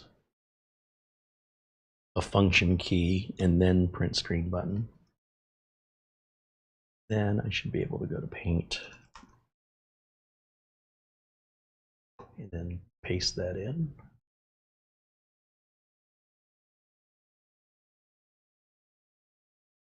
Am I doing something wrong? Oh, there it is.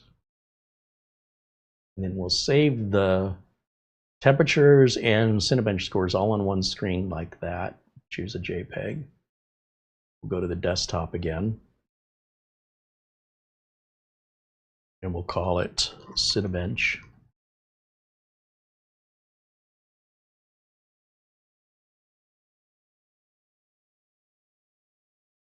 save.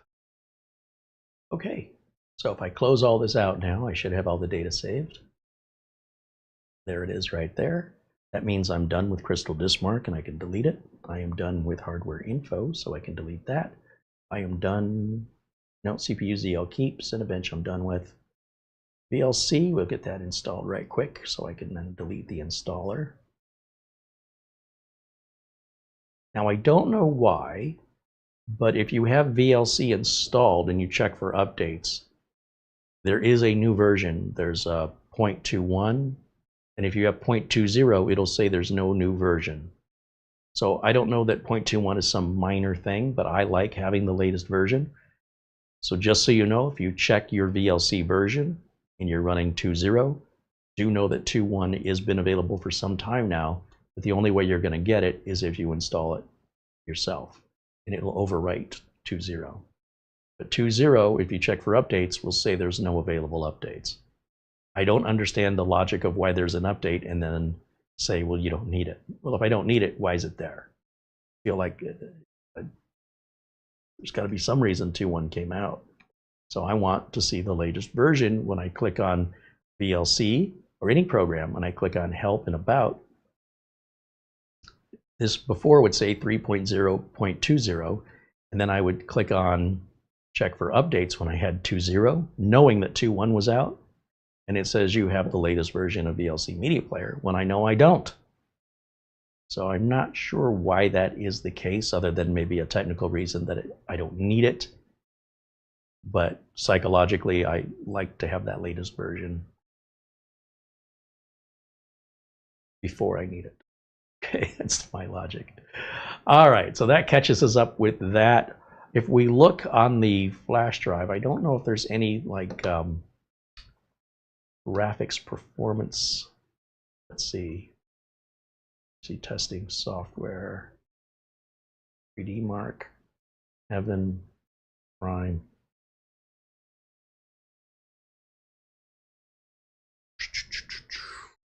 Is it superposition we were using? I can't remember anymore.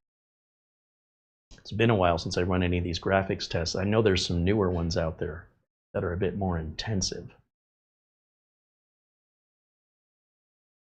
I'm just trying to load this off the flash drive, so I take it a second versus, you know, copying the installer to the local drive.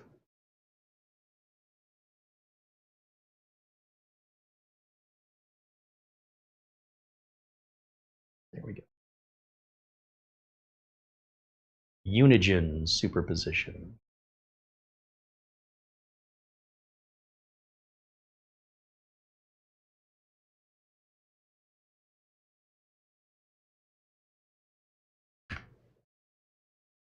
Other questions you have about the unit or that you're curious about?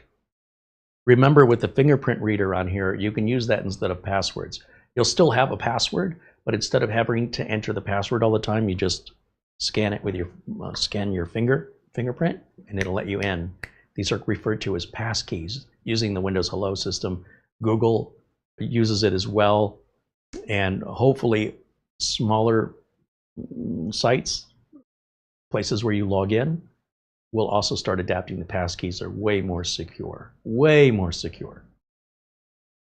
So if you're wondering what a passkey is or why you're seeing, especially on Google and Microsoft products, there's also somebody else who's doing it. Apple. The big companies are kind of leading the way here, but the smaller companies and forums and places where you sign with passwords, we will eventually all get to everybody will get to passkeys because it's just so much better all the way around. It's superior. You're pretty much using it on a cell phone right now anyway. All right, let's launch superposition. Let's benchmark. I'm leaving everything at default values here. And by running a benchmark that we've run 2 or 3 years ago, that enables us to look at our benchmark scores. The minute we compare our benchmark scores, if we change the benchmark, then all the previous benchmarking scores no longer apply for comparison. So I don't necessarily want to run the latest benchmarks all the time. by holding back and using a benchmark as long as I possibly can, that's giving me data that I can use to compare against older machines. So I am curious, let me get my mug out of there, how this looks with the built-in graphics card. That is a built-in, you understand what you're looking at? That's built-in graphics, folks.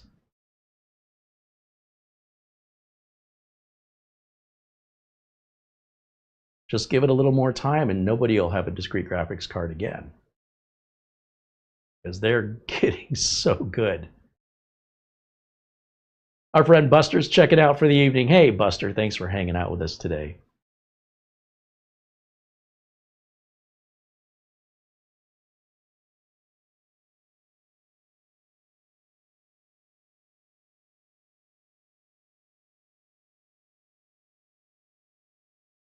So as a reminder, if you do have some questions about the unit, anything I've forgotten to cover, like maybe we can go look at the BIOS when this is done, I'm certainly happy to provide you with answers if I have them, or go looking them up if I need to.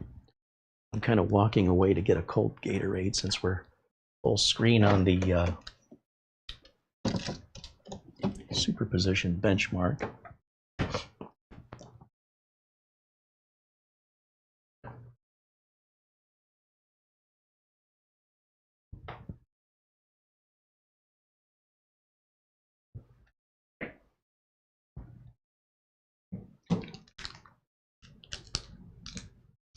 Oh, I still have the GPU dock and the keyboard to take out.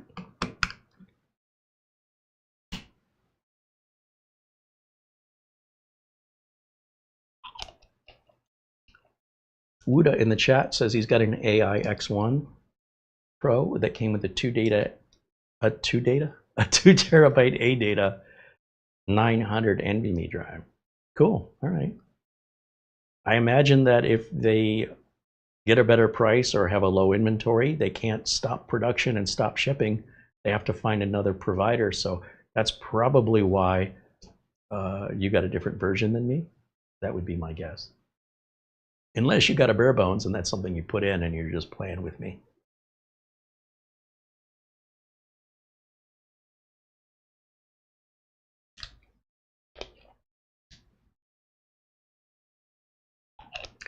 Shamim says, Carey, I have a question. All right. Oh, there's our score. Hold on, let me answer Shamim's question here. Is it better to have the computer run 3 to 4 weeks and then come to a conclusion, or the test you've made is enough to conclude that it is reliable? I ask you this because I see there are some 1-star reviews in Amazon that say it's good, but after 3 or 4 weeks it's stopped. Some others claim after 4 days it stopped. Well, and I can't emphasize this enough. Let me go full screen for this answer, because you don't know who these Amazon reviewers are. You don't know if they did something, if the machine was drop kicked to their front door, if they're irresponsible people that abuse the machine in some way. Maybe they opened it up. I've had customers where I've sent them computers and the first thing they do when they get them is they open them up. And I have shown you the insanity of some consumers taking a brand new thing and screwing it up. Because we don't know who these Amazon reviewers are, I am skeptical. I'm not saying they're lying, but I will say this. The people who complain are the loudest people, and the people who like a product are typically the quietest. What that means online is, if you like your product, you likely don't come back and say anything. And if you don't like a product, then you will likely complain about it everywhere. Yelp and Google and Amazon. Here's what I don't understand. If I ordered this from Amazon and I had an issue with it within the first 30 days, why make a big deal about it? Sometimes things happen. Why would you freak out and want to write a stink review as though you just got taken advantage of? I don't understand. You simply put it back in the box and you log into Amazon and you either request a replacement unit or you request a refund if you find that you are absolutely an intolerant, impatient, and demanding person. Probably best for everybody, you just get your money back, because not all customers are good customers. Some customers can put a business out of business if the business allows it. So you have customers that cause their own problems, they cause problems for the company, and if you don't shut them down and just say, look, we're not selling you anything anymore, if you keep letting that customer dictate to you and they keep damaging your product or blaming you for the damage they're causing, that is having customers like that is dangerous for a business, especially if you're not making much profit. Now, if the customer is buying a Rolls Royce and there's a lot of profit to be made in that, then there's a lot more abuse that can be tolerable financially from the company to make it worth their while to keep that customer happy. But if what we're selling, there's a profit margin like this, and the customer's expectations are like this, that does not represent the average customer.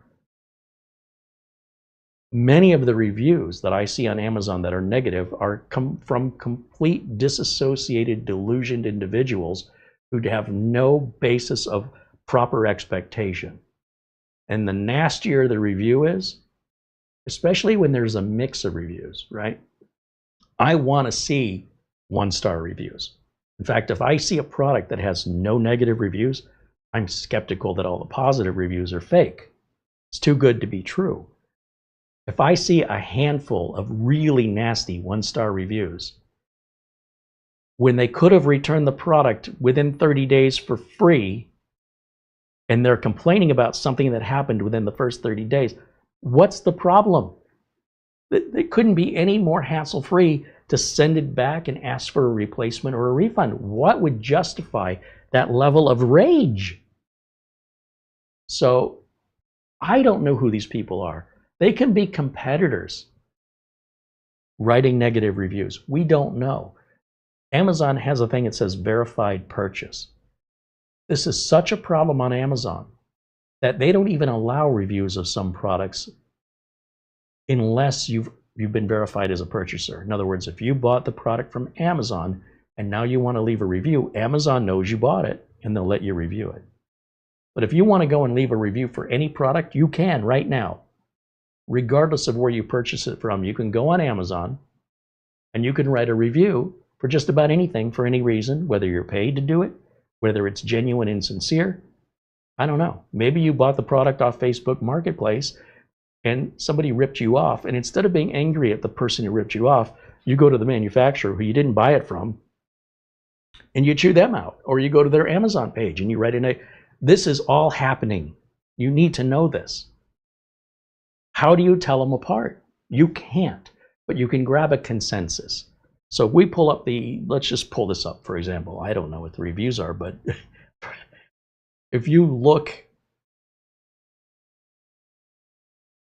at the value of the information based on its source. So if we go to YouTube, let's just start with YouTube.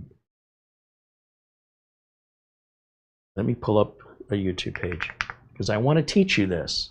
This is going to get a skill that's going to be more and more important as time goes on. And let's go to my window capture because I want you to see everything I'm doing full transparency. You know who I am, right? You know who Carey Holzman is. I have a reputation, I have a history, and you could look that history up. It's all searchable. And if I give you my opinion on something, you understand who that's coming from. How does that information in value compare to somebody you don't know who's not a verified purchaser with something very negative to say about a product? Do you think those things are equal and now you don't know who you should believe? Because I think that should be pretty obvious. But let's just look at the overall consensus of the Minisforum AI X1 Pro. Let's see what other reputable content creators who have a long history of at the very least being a content creator on YouTube. What are they saying about it? Well, ETA Prime never has anything negative to say, so never mind that. But look at Retro Game Corp, look at NAS Compares, look at Lawrence Systems, look at RobTech. These are all reputable content creators. This person put Linux on it if you're curious how it runs Linux. This ETA Prime again, Tech Guy Bo, another ETA Prime, well, that's a different thing. Here's one from Brytech, here's one Chig's Tech Reviews, Tech Hut, again from NAS Compares. Level 1 Tech, if you're a fan of Wendell, there's Tech Syndicate, if you're a fan of Logan. I am telling you, what is the general consensus of people who have histories and are reputable? Now let's go to Amazon, just for comparison. Let's just jump over to Amazon and let's take a look at the AI X1 Pro. And we'll click on that one because I think that's basically the one we've got here. And we look under reviews. Now, one thing you need to understand with Amazon reviews, this page, this single Amazon page has 1, 2, 3, 4, 5, 6, 7 products on it. So when you're reading the reviews, which product is the review for out of the 7 listed here? It's your responsibility to understand what the review was for and who wrote it to understand the value of that review. So there's 153 ratings on this. And if you don't look at the reviews and you just look at the chart, it shows an average of 4.1 out of 5. If it was 5 out of 5, there's probably only 3 reviews, right? Or if it's 5 out of 5 with 50 reviews, something's fishy. Because there's too many nutcases and unreasonable people in our world now that they would not be immune from being, getting involved in, having their unrealistic expectations met or their intolerance. So when we look at the reviews, it starts by listing top reviews, the most valuable. But pay attention to what they're reviewing. That's not this. Okay, so every one of these is going to say what it's reviewing. Now, if you look, when someone says it stopped powering on after 4 days, that's not this unit. And it's also the same thing. This person gave 5 stars and this person gave 5 stars. And you want to know who to believe? Isn't it obvious to go with the consensus? If you go just to the 1-star reviews, oh, it won't even let me without signing in. If we look through the reviews at the 1-star reviews, who are the people writing the reviews? Let's go back down to the reviews again. There's a reason why Amazon starts listing based on what they call top reviews. You see how it says this is a verified purchase? That review has more value. Verified purchase. Anybody who's a verified purchase, even this 1-star, means their opinion matters more because we know for a fact they bought it from Amazon and they're leaving their review. But who is Maria? And is Maria somebody who, what kind of products does Maria normally buy or leave reviews for? Does Maria normally just leave 1-star reviews? And here's the thing. This is the only 1-star review that Maria has, and yet she says it's a headache of returning the product. What's the headache? You put it back in the box, you take it to Kohl's, Whole Foods, or UPS store. Amazon gives you 4 different ways to return it. You walk in, you drop it off, you get your receipt. If there's a return that's any easier than the way Amazon does it, I'd like to know what the heck you're comparing the headache of returning the product to. Compared to what? What alternative is there to returning a product that's any easier than Amazon? If this person thinks putting the product back in the box and taking it to a UPS store, a Kohl's, or a Whole Foods is a headache, that's intolerance and unrealistic expectations. That's why there's a 30-day return. For a person like this, why give them a 30-day return? Since they're just going to spit at it anyway, take it away from them and say, if you're going to be that nasty, we're not even going to give you the 30-day return. But Amazon can't do that. If if I was the one in charge, I would retaliate and I'd say, well, clearly the 30-day return has no value to you. So anything else you buy from us, we're not going to give it to you. That is so upsetting to me. So I'm not denying this person had an issue. We don't understand why. It could have been a power issue. It could have been a shipping issue. I guarantee you, Minisforum did not send out a broken computer because that would cost them money. They're not going to let it leave the factory if it doesn't pass quality control. But when it ships, you know, it's got to go from a boat into a truck and into a warehouse and into a distribution warehouse into the final mile of delivery, which is your final carrier. And if your final carrier has drop kicked it to your door, and some do, just watch the news, watch YouTube videos of Ring doorbell cameras, security cameras catching drivers mishandling packages. Then usually when they catch them on camera, they report it, and those drivers get fired. No differently than people eating the French fries out of a DoorDash order that they're delivering. They can only get away with that for so long. So is that Minisforum's fault? And it's not Maria's fault. But is that what happened? Why is her experience so different from everybody else's? And are you going to let this one person who we don't know provide information that we don't understand the accuracy of or conditions of, weigh against those people who have reviewed the product you do know, as though that information is equal? That is not equal.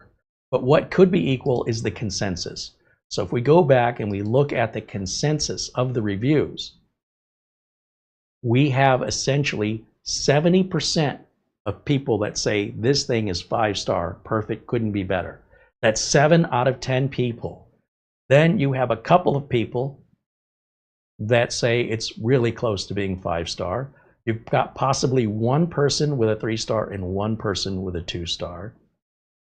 And then you've got maybe 2 or 3 people, right, to get to 15%.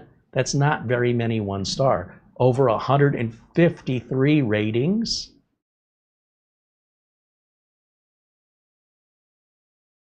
And if it was 100%, again, I would be very suspicious. That ain't right. Nothing's 100%. So no, I don't need to run a machine for 30 days. If the machine works, it's likely going to work for many, many years. Once I do my Windows updates and run my tests on it, when have you ever seen that any different here on this channel? You have a library of videos going back to 2008 available to you with product reviews, including the original Intel NUC review that I did in April of 2013. That machine still works today. But do you think I left a review to write about how the machine works 13 years later? I can't. There's no product page there anymore. They don't make it. They haven't made it in 10 years. So I can't go back. And then who would that benefit anyway?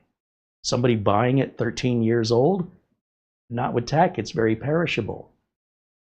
So I would far believe a YouTube content creator, especially a popular one, and again, I'd get a consensus, not just one content creator. What are the content creators in general saying about a specific product? And then weigh the value of that information for your expectations. So it's a great question, and I'm glad you asked it. And to me, it's a no-brainer. To me, it's really simple. Are they a verified purchase? What's the consensus? And who are they? And that's the problem I have with the internet when you go online to look for information and you can't identify the source. Somebody named 007 Hot Rod on Reddit said, who are they? Who cares what they said?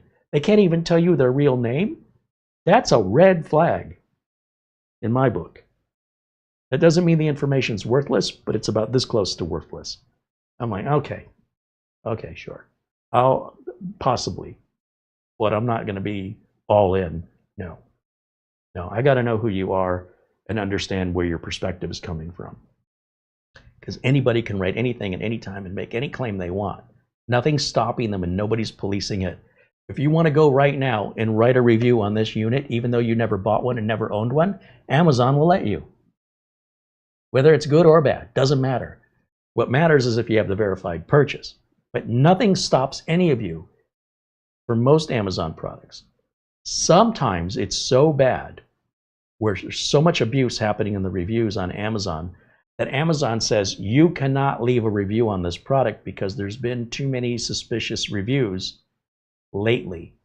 So unless you're a verified purchaser, you can't review it. I think that should be the rule 100%. You bought a machine from somewhere else and now you want to complain about it over here. That should not be allowed. That's my opinion. I would shut that down and say if you have not purchased this from Amazon, you cannot leave the review on Amazon.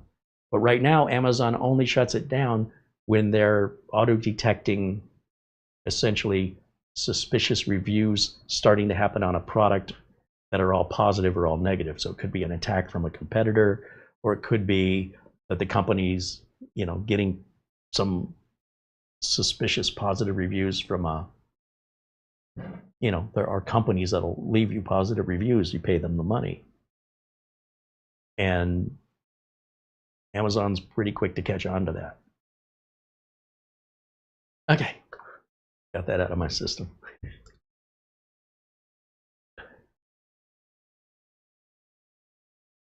John Williams said, I've not had to send much back to Amazon. Sometimes they'll pick up the item you're returning if need be. This is true too, yes. Shamim says, thank you for your detailed answer. It's very kind of you. You always answer my question. Well, I appreciate you asking.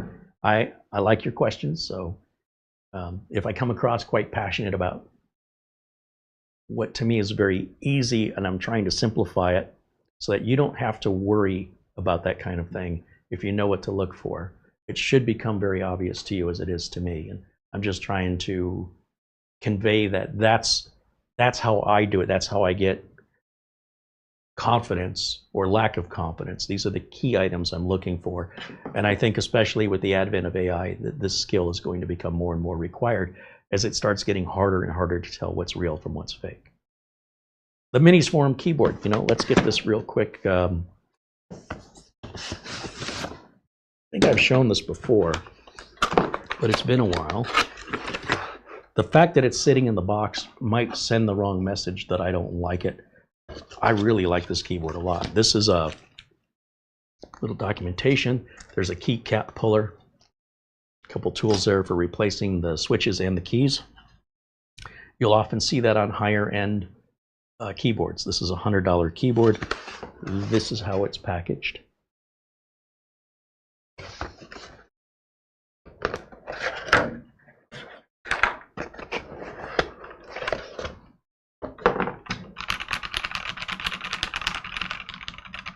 It's got a nice sound.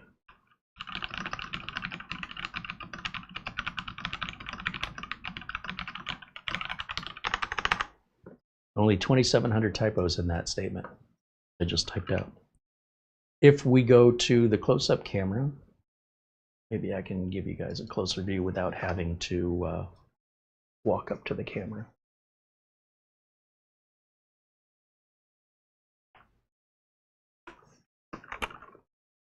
Now it said this had a tri-mode connect, so that to me means, oh yeah, there's a switch over here. These are not antennas, those are just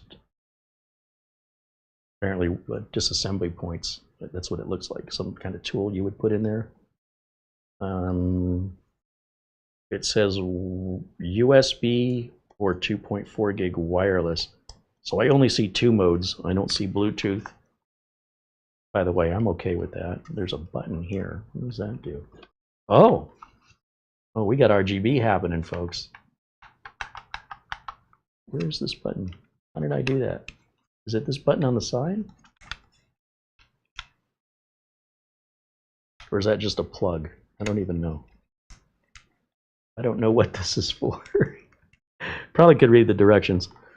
Usually to control RGB on keyboards like this, it's a function button. And yeah, we've got function right here.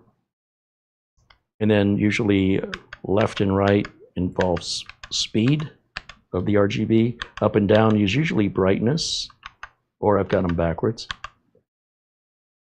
And then sometimes like backspace, or you can usually change the patterns, but each manufacturer tends to do a little different. Oh, and it does show Bluetooth up here. I see the Bluetooth 1, 2, and 3, so you can pair this with 3 different computers. You do function 1 for computer 1, 2, and 3. So Bluetooth is there. I'm not a fan of Bluetooth. The delete key seems to do something. Oh, that's changing our mode. Guess I should stand over here when I...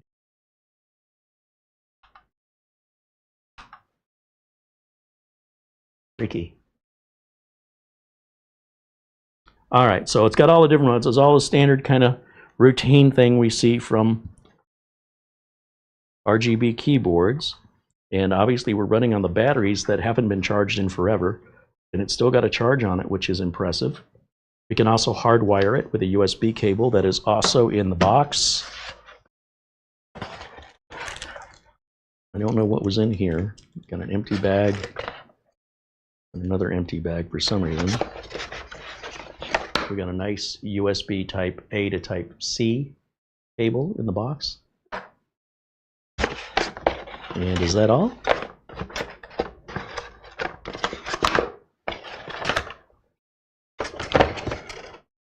Well, it's gotta have a dongle, doesn't it?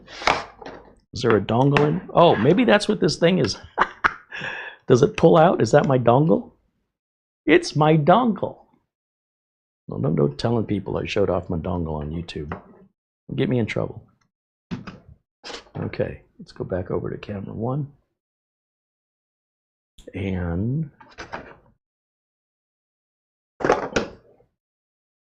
I'm done with the utilities flash drive. We'll plug our dongle in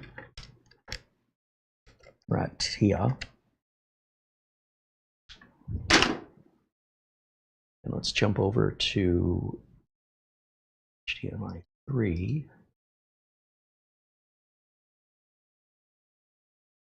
And let's do snip SNIP snipping tool, new, and let's grab a screenshot of this. Save that under Paint, File.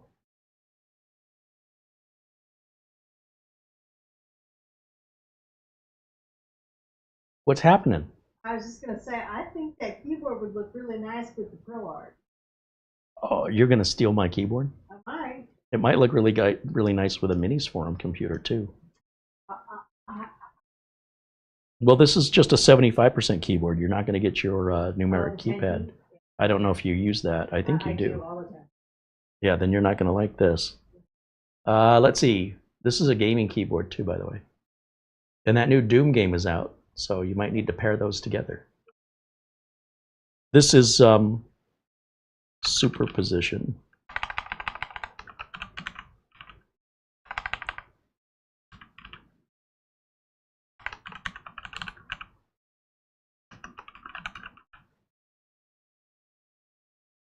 It's a JPEG on the desktop. Okay. We could close that, close that, close that. Let's open up Notepad. So right now the keyboard's on a bit of an angle. It doesn't seem like it's got any adjustment where I can lay it flat, and my desk is a little bit tall. So let's try this. Let's go over here.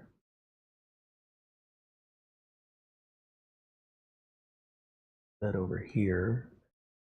And let's go over here. Move that a little lower like so. Okay. Okay.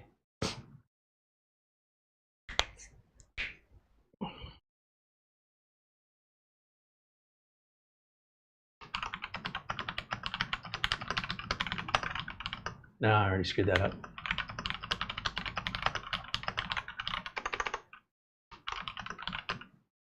Screwed that up. I mean, so my typing teacher back in the day would have scolded me for this, but I'm gonna keep my hands on home row. It's still not properly ergonomic here.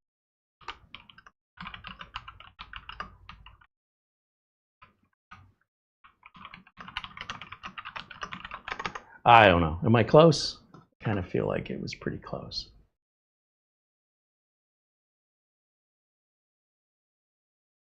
See how I did. Hey, that first one went pretty good. The quick brown fox jumped over the Aussie dogs. That's every letter of the alphabet right there. So the keys are really soft. They're very like touch typey keys. I like keys that are a little more require a little bit of muscle, because I'm an 80s guy, you know. I'm still used to mechanical typewriter kind of finger strength. Not like these kids today. This button is too hard to press. You know? I'm kidding. They are a little soft. I think these are a little soft, and I'm just getting used to these over here. So it's odd to me that the cheap little keyboard here with the flat laptop style keypad is actually more comfortable for me to type on. Like, this is a great keyboard, and if I was a gamer and I wanted that speed and performance in the RGB, at $100, it's a good deal. We paid more than that for the Gravistar, but you know, you are paying for looks here. And I turn the RGB off to keep the battery life as long as I can. So with this keyboard still hooked up, let's go over here. And now everybody's different, right? So for me, we do this again.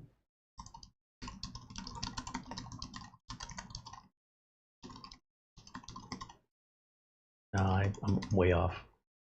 Let's do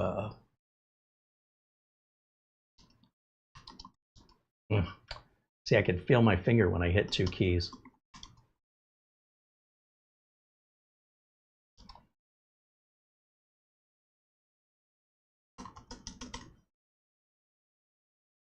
So close. It was a fix and not a fox. And I didn't press the E hard enough on the. All right. Well, there you go. 34 years of typing. But when it comes to how things feel, it's a keyboard. It comes to how things sound, headphones, speakers. It comes to how a monitor looks, vision. It's different for us all. And so for a lot of people, they sit there and they go on and on about all the mechanical keys and the pressure and the this, that, and the other, and the anti-ghosting, blah, blah, blah, blah, blah. I'm just trying to get work done. And you give me a basic keyboard, and it doesn't matter what it is for me. It could be mechanical, it could be memory, I don't care. Let me sit with that keyboard for a couple of weeks, and I'm already used to it. I'm old school. I adapt to the tech. I don't expect the tech to adapt to me, which I hear a lot of younger people expecting the tech to adapt to. And perhaps tech should work to adapt to you. But that also means you're not gaining any skill. You're just continuing in your ways and letting the technology make up for your handicaps, as we would call it in golf. I don't know. I should be able to go to any keyboard and type on it relatively proficiently. But if you have something that's accommodating your needs, then that's the only keyboard you're going to be proficient on. So that's why I think it's a better talent to be able to just adapt to the tech, because the tech will not always adapt to you given the situation. And depending on what you do for a living as a tech, I work on other people's keyboards. Everybody's got all different keyboards. Sorry, it's going to take me longer. I'm not used to your keyboard. Oh, you've got a trackpad instead of a mouse. Oh, no. I don't care. I'm proficient in all of it. It's just a question of what's more comfortable for me. But that doesn't matter. Now, when it comes to graphics, see if we can get this done here before the end of the day, huh, Carey? Let's close this out. And take a look at the BIOS real quick while I'm thinking about it, because I know I'm going to forget. So we're going to just cheat a little bit here, and we're going to reboot into the BIOS by going to Windows Update, under Recovery, or sorry, Advanced Options, then Recovery, and then Restart Now for the Advanced Startup menu. When it restarts, it's going to ask us some questions. Want to do this or that? And it'll lead us to restarting into the BIOS without having to press any buttons. It'll just automatically do it here. First, we have some question. I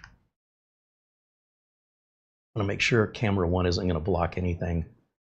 Looks like we're okay. So we're going to do troubleshoot, and then we're going to say advanced, and then we're going to say UEFI firmware and restart. So now when it reboots, it's going to take us right into the BIOS. Yes, you can still press delete or F2 or whatever the key is, but if you're working on other people's hardware and there's different ways to get in the BIOS and you got to time it just right, and depending on what keyboard they have, this is a universal way that works no matter what. So let's get rid of camera 1 and you can see the full BIOS. And here's what it looks like on a modern Minisforum machine of this caliber. Right, there's your advanced section, your total memory, your system date, your, let's see if the mouse works in here, optimize defaults, the back button, save and exit are over there. Under advanced, you've got the power limit here, which is balanced. You can put it in performance mode if you want to get a little bit more out of it, or silent mode if you think the fan's a little too loud and you're willing to sacrifice some performance. I love balance, give me balance. Trusted computing, that's going to be all of your security related stuff, some of which is required by Windows 11, like TPM, etc. Your CPU configuration, onboard device setting, right? If you're using resizable bar, for example, which you would want for any graphics cards over 4 gig. And then down here, we've got the ACPI settings, so like wake on LAN, stuff like that. Hardware monitor is just monitoring fan speeds, temperatures, fan modes. Again, you have different fan modes for quiet, balance, or performance, depending on how tolerant you are to the noise or performance. Network stack, I don't really do anything in here. That's for a UEFI network stack if we were booting from the network. The CBS, I forget what that stands for, but we've got CPU common options, including C states, which is like power control and performance boosting. NB-IO is some kind of I/O, I don't know. Graphics, audio, whatever PSPP is. I just leave all this alone. What happens if it loses power? Do you want it to stay off or do you want it to come back on in a power outage situation? I usually like it to stay off, but if it were a server or a remote machine, you'd want that to fire back up, or you'd have to get in the car, drive all the way over to where the machine is and hit the power button, which would suck. Smart shift control, what is that? Not sure. Security. This is where you set secure boot mode as well as any administrative passwords if you want to set that.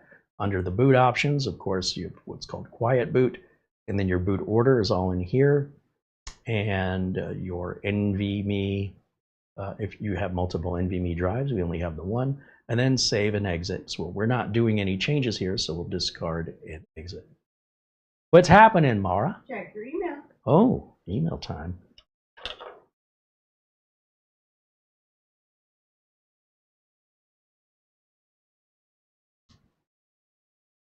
Wow, Mark Gaines sent $114.46.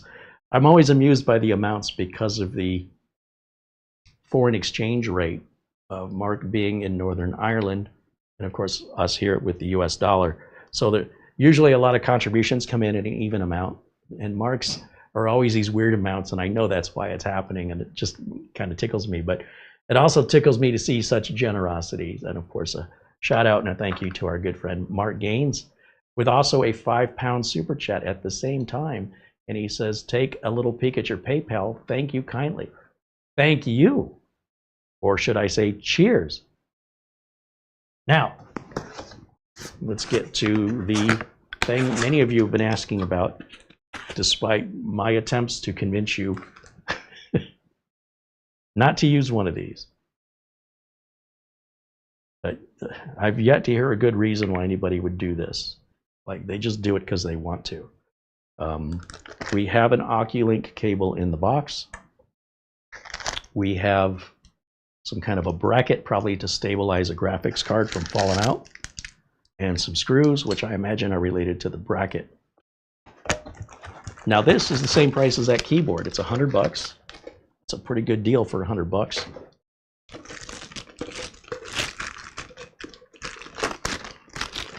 This is the very first time I'm going to put this in use. I've never used one before, but it's not rocket science. You know, my understanding is that we put a power supply, 24-pin motherboard power connector in here. Yeah, serious. And then there's a PCIe slot here. In fact, let's see if we can get to the close-up camera. Check this out. There's your OCuLink output right there. It says Minisforum, that's your branding, and then you have power to turn the power on and off on this. This is not hot swappable. You want to make sure everything is plugged in before you turn it on, and you want to turn this on before you turn on the computer, or it may not see it. That's why I say it gets kind of hairy. There's a little pad here, and I understand the units they're selling on Amazon are including a power supply, which we did not get.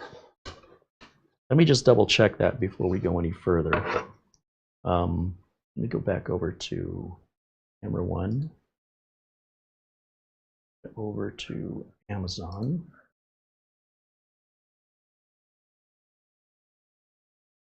And you'll notice the Amazon site shows the PC we're working on with that little stand on it right there. So if you're curious what that looks like on its side, they include the stand. It's a metal stand, by the way. This whole computer's metal. I think the bottom of it's plastic, but it's really, really nice to look at. All right, let me let's look at the DEG1, which I think I have up here already, don't I? It's the keyboard.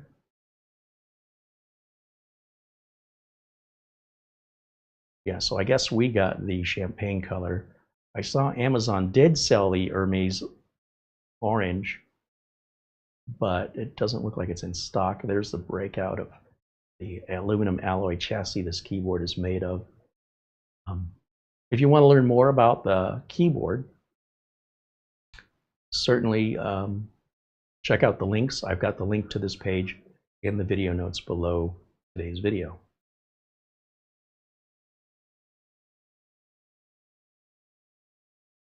Oh, I see. The 2.4G and Bluetooth are on one side, and then the USB cable would be if you flip the switch. So it's not a 3-position switch like I'm accustomed to seeing. There's everything in the box. Yeah. All right. So getting back to the DEG, it says it's PCIe times 16, but then it says times 4. So I think what that means is you can put a times 16. It's a times 16 slot. But the OCuLink can only carry over times 4 performance. So that's why it's always going to be less performance through the OCuLink than you would have internally in the slot directly. But still, many cards don't run at times 16 anyway. So it says 65 watts, which I don't understand. And it says, oh, it supports, not includes, it supports. So you will have to provide a power supply for this. I misread. A little bit more information right here. I'm going to leave that on the screen for a second so you guys can read it. Let me make sure that I'm not covering any information up. No, I'm not. Good. So I'm going to go grab a power supply and you can peruse that information. $100 for a dock is pretty good though. Some may cost more and include power supplies. Some may be in complete graphics card enclosures that will limit the size of cards you can use. When it's convertible, topless, you can basically put any size card in there you want. But it also leaves it exposed to the elements, and it also, in this case, requires us to provide our own power supply at additional cost. So here, let's see. Let me go back over here for a second. What do the reviews say? Over 200 have been purchased in the past month. And out of that, there's only 28 reviews, and they average 4.3 stars. Yeah, somewhat of a cable mess. They're all going to be cable mess. And it doesn't have to be Minisforum to Minisforum. You can use other docks with Minisforum, and you can use Minisforum docks with other As long as it's OCuLink, because that's the only way you can connect this. Okay, so let me go back to camera 1. We're going to figure out how we're going to wire this up. So what I need is just the motherboard cable. My desk is going to get real messy here. So there's our motherboard cable, right? So get my glasses. Can't see so good. Let's go over here. I'm going to bring the dock to the cable. Plug that in like so. Okay.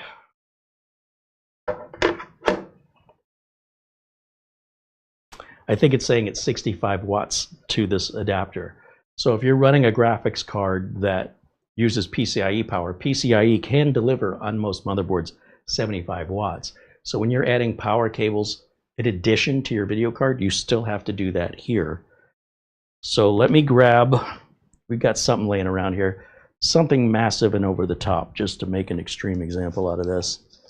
We'll grab the graphics card that Mara was using in the helicopter build. This is an RTX 3080, which is gigantic. It's as big as my head.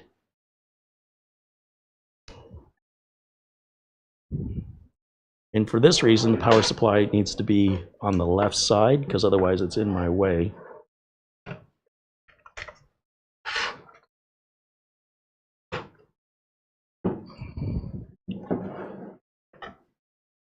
This is why we're doing everything with power off. Cannot emphasize that enough.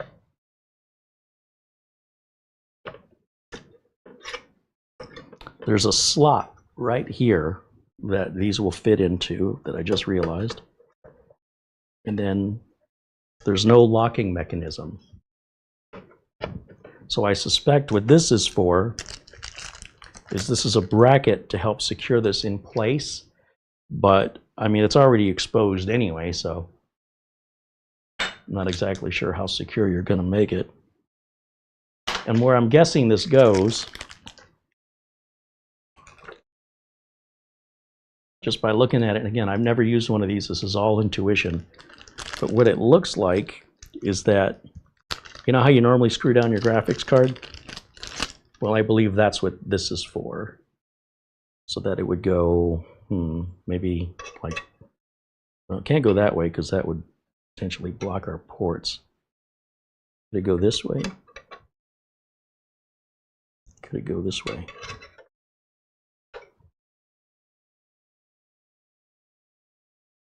This area, right, the padded area, that's where you're supposed to put your graphics card. So maybe it's for the graphics card. That's where they want you to put your power supply, is on the padded area like this. So maybe this is just to hold the power supply in. So then you would put this piece in.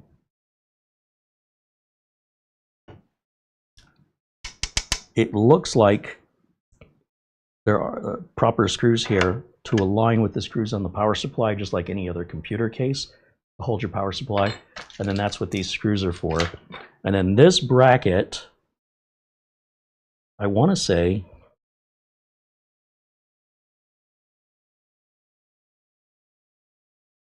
give me a second. I know I can look at the documentation. I just want to see if my intuition will kick in here.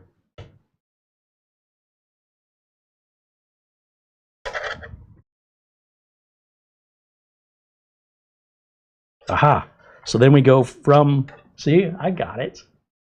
We go from the power supply that's secured here, and we use the power supply to secure the graphics card right through this piece. See? It needs documentation. Wimps.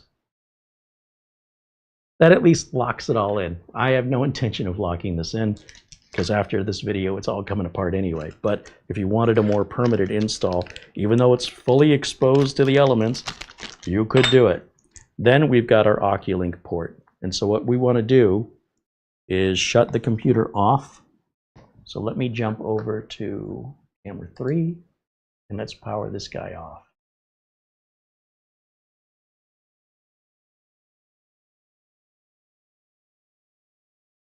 Okay, back over to camera 1.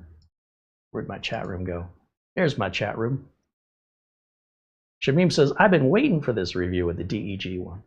I don't know that there's much really to review. I mean, it's a dock, you plug a card into it. What else is it going to do? They're all kind of the same. If it's OCuLink, then it's OCuLink. If it's, you know, Thunderbolt, I mean, I don't expect them to run any differently. So it's really a question of price and overall design and personal preference. And I don't know why we have so many twist ties on our OCuLink cable. This is like the only OCuLink cable I've got, by the way, so I hope it works. OCuLink cable's pretty short, but it's only running from the graphics card to the Mini. And it's okay that we can put this on the Mini PC. We don't have to worry about blocking any air vents on the top. It does have air vents on the sides and bottom, and you definitely want to make sure that you're not blocking those on a machine of this caliber. So, before I put power to this thing, let me turn it, I suppose, that way. Grab my OCuLink cable, and that's going to go right here. It only goes in one way. There's a release mechanism. I don't know if camera 2 is going to make this view any better or not, but let's try it. Okay, so that goes in there. And then the other end of this cable, that's going to go in the back of our Mini PC. It clearly says OCuLink. And seem to be struggling a little bit here. Let me see. On this one, the clip is up on top, so I'm assuming the release mechanism stays on the top. And now that I can see it, maybe I can align it better, because it did not want to fit in there before.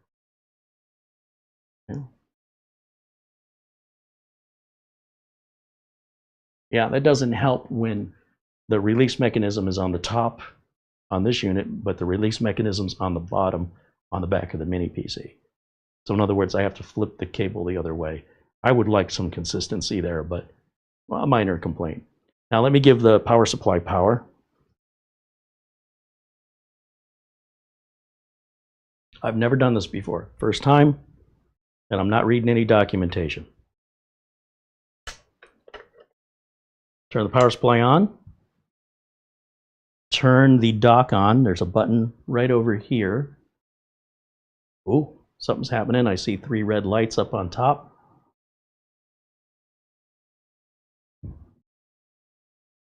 The Mini PC remains off. It's not like one wakes up the other one. The order of these events is very important, is my understanding.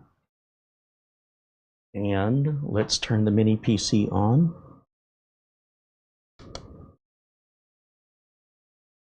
And let's jump over to, I guess I'll just minimize camera 1. Let's see if it auto detects the card. That should be all there is to it, apart from loading some drivers on and playing some games. Can't see any reason why we'd have to do any more than that. Pretty dead simple, but it does leave all your components out in the open and all the cables. Ugh. But you know, that's what you want, man. I don't know what to tell you. All right, let's go back. Just gonna mumble over here. Let's go over here to our desktop. And I'm curious, in our device manager, did it see anything? Or is it loading it now? I don't know what happens next. Display adapters. So we're still not seeing it.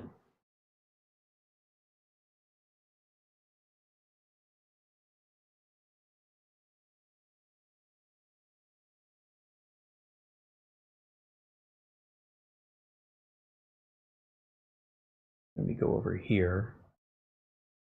I like to turn these options off. And I want to see these other system tray icons. I don't want that one, but I pretty much want everything else. I don't need VLC, but I do want that. I do want that, and I do want that to always be visible. So there must be some step we're missing here.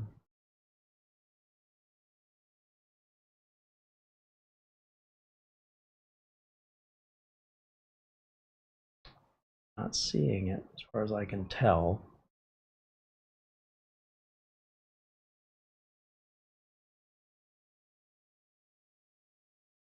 What am I missing? Well, Part of the problem may be that I need to hook a monitor up to it, huh? Because I don't have a monitor hooked up to this external graphics card, and maybe that's a problem. Also, did I ever update the AMD Adrenalin software? But I guess using this NVIDIA card, it wouldn't matter.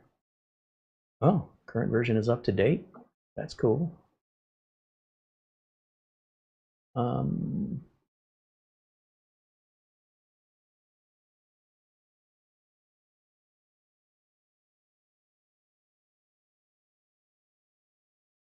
just want to make sure. Oh, it says there is a new version. Well, let's get all this updated.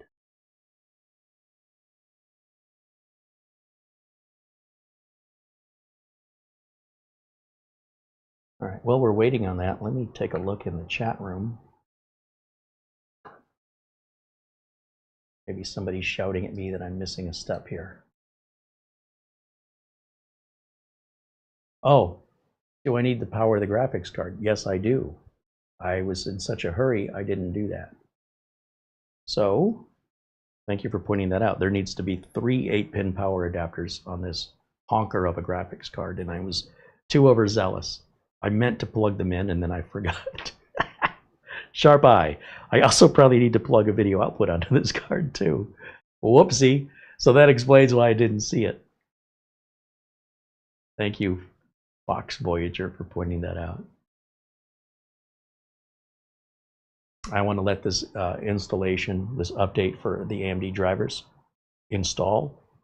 Let that complete, and then I'm going to shut the mini PC back down, and I'm going to shut this back down, the dock. And while I'm waiting, I can get my GPU power adapters unwrapped here.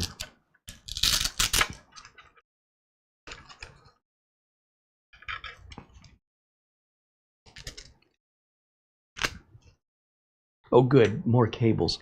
Don't do this. Don't plug anything in power-wise with the power on. All I'm doing is figuring out which cables I'm going to need, because I need 3 of these bad boys.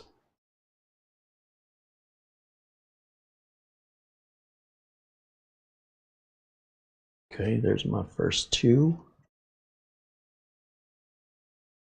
That probably explains the red LEDs I pointed out. Gee, I wonder if they're trying to tell me something. Red is good, right? Red means go? No? See, you don't need documentation if you just pay attention.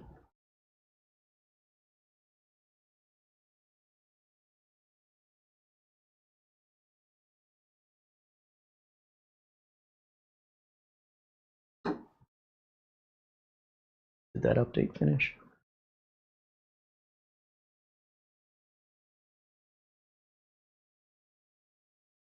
No, it's installing chipset drivers.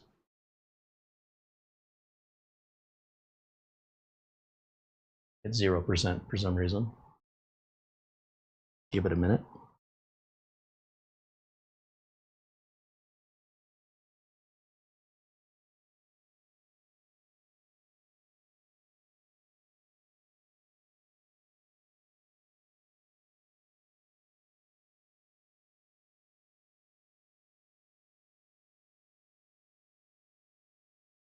No idea why that's taking so long.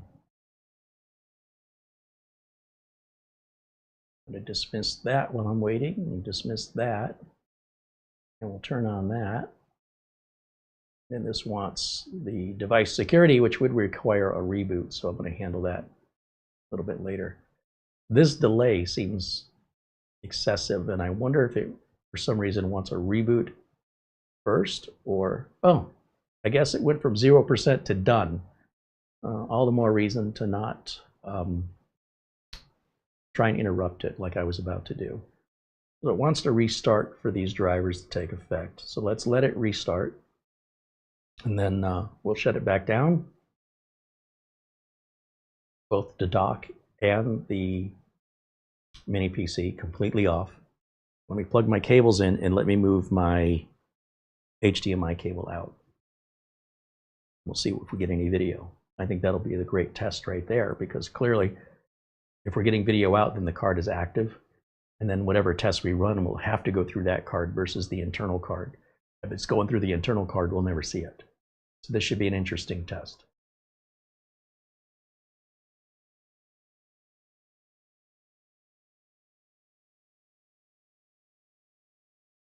Okay, we're going to shut this down.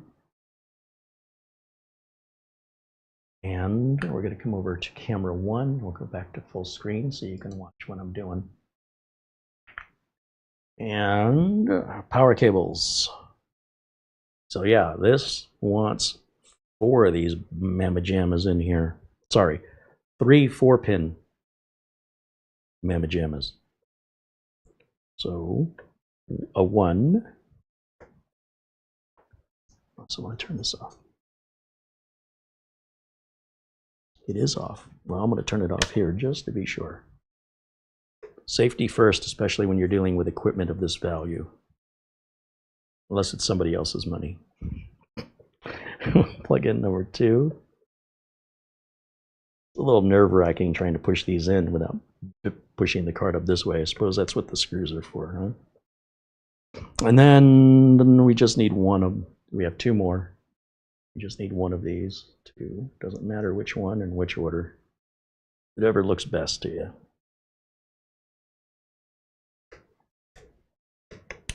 Okay. Card is sitting flat. Cables are all in. Power supply on. GPU dock on. Oh, that looks better, doesn't it? Now we'll turn the PC on right down here. Did I hit the power button?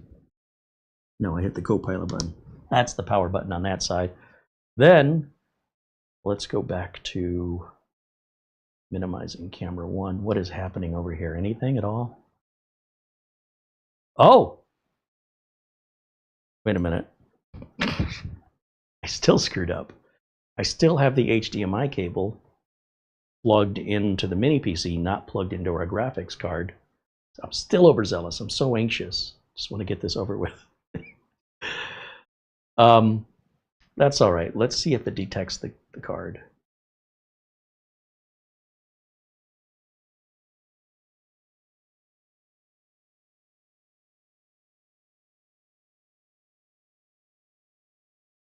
Oh, it's found something. It's working on something. Still loading the AMD stuff down here. Some items at startup that load a little delayed. And what is the issue?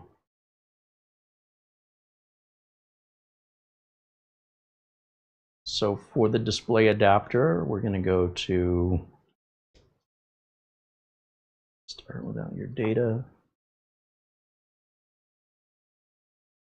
Continue.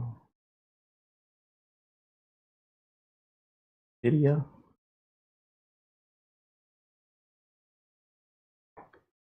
And we want drivers. Let me get rid of camera 1 so you can see everything I'm doing here.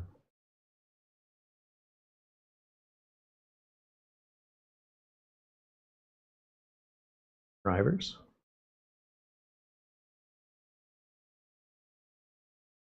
We want, what is this? An RTX 3080. So it's a GeForce. RTX 30 series. 3080. Here's 11. Find.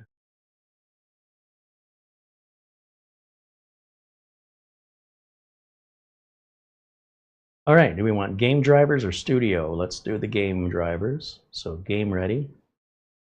View. Download. 860 megs. But we got a fast download here. How do you like that?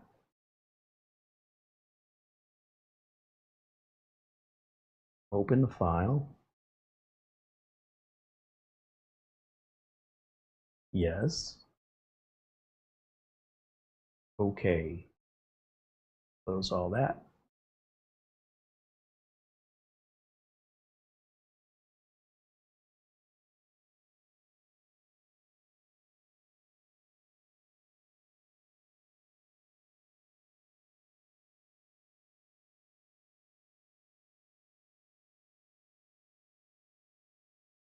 Agree and continue. Express. And we're off to the races with the driver. Barry Klein said that docking station in Mini PC would be a huge dust nightmare. Be sure to keep the leaf blower ready. True. Also, if you have pets like cats that like to get their nose into everything, that could be a bit dangerous and unhealthy for both the cat and your expensive graphics card and power supply and dock. And if you got children that like to poke around their fingers in places with the fans exposed like that, you might hear some screaming. So yeah, this is why I don't think this is a great idea. But yeah, everybody do their thing.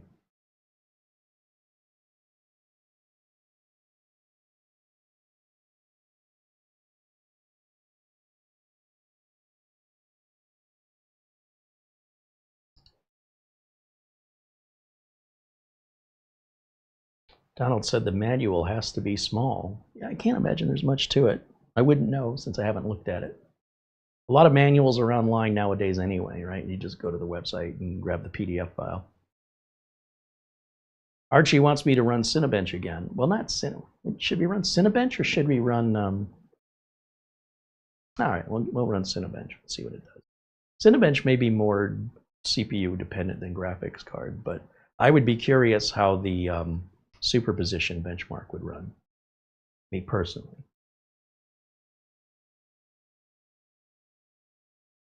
But I mean, we're already at 4 o'clock. We're 3 hours into today's video, and Cinebench is another 20 minutes. So that means earliest will be 4:30 that we wrap this up, which is it's fine.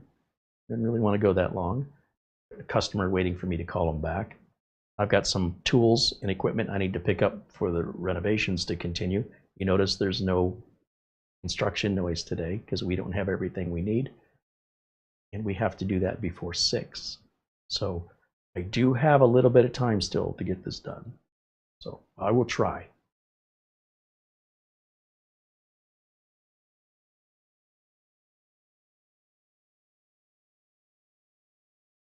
Okay. Go full screen over here again. Close.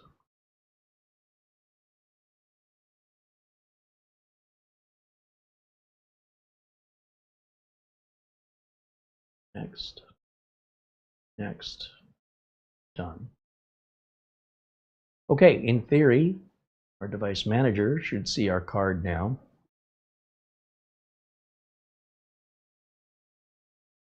There it is. And if I pull the HDMI cable from the back of the Mini PC and plug it into the back of the graphics card on the dock, we should get something. Give it a second. There we are. Now we're on the RTX card. And let's go to superposition first. Under the same settings. The only video output we have now is the GPU, the external GPU. And let's get rid of camera 1 again. And we'll go through this again. Again, if you have questions for me, this will be the time to ask since this test does take a moment. And you'll see all of our numbers happening in the top right, all the details.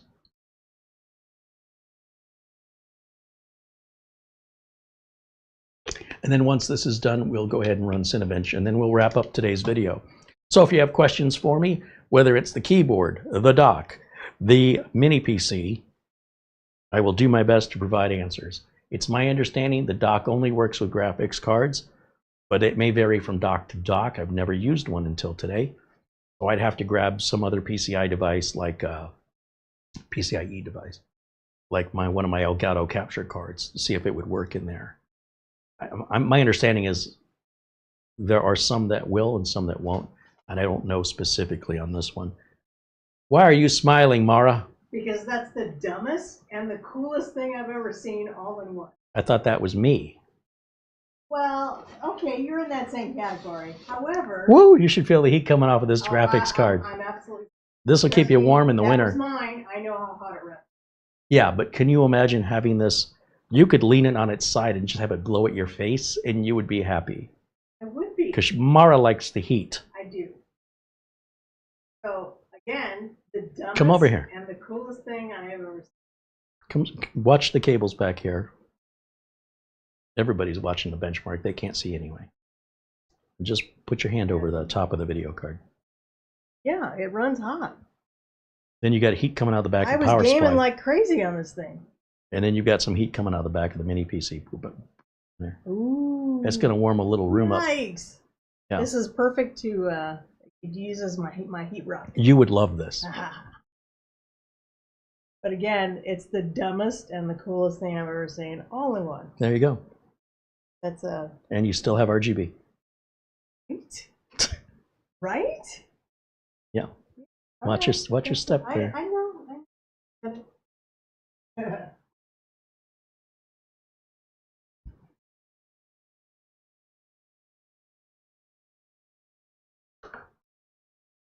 Chat room's awful quiet. Albert Hewson comes back as a supporter. Thank you, Albert.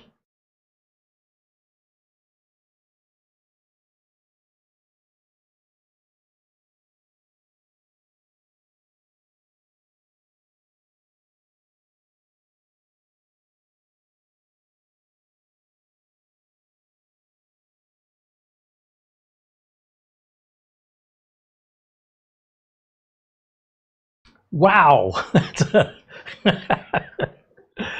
That is, just to remind you, let me go back over here. Go full screen. It is a big difference between the good integrated graphics and a good external GPU. But a cheap external GPU, the difference isn't as extreme. That's why I'm reacting. And we took a screenshot of our results from before. Just as a reminder.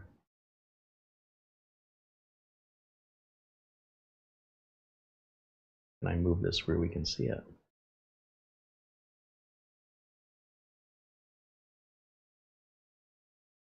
So these are the onboard 1080p medium, right? All the settings are the same. Computer's the same. Everything's the same. This is just the graphics card. You look at your frame rate minimum, average, and max, and over here you're 291 to 87. And then it says the GPU temperature wasn't monitored, but here we get more GPU information. That is an incredible difference. So let's grab a screenshot of that for the sake of just, holy crap.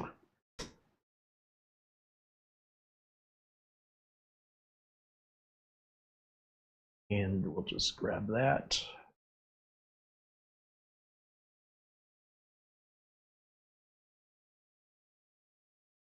And we'll save it as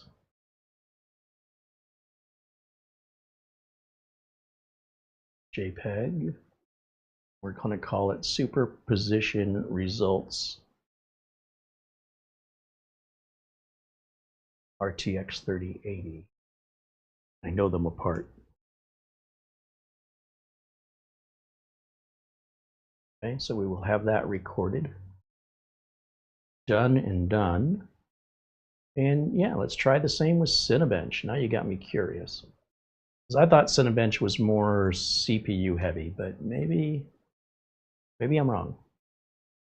And I've already deleted Cinebench, didn't I? Threw it in the trash. Let me grab Cinebench again off of my flash drive. That only takes a second. Plug a flash drive in up here.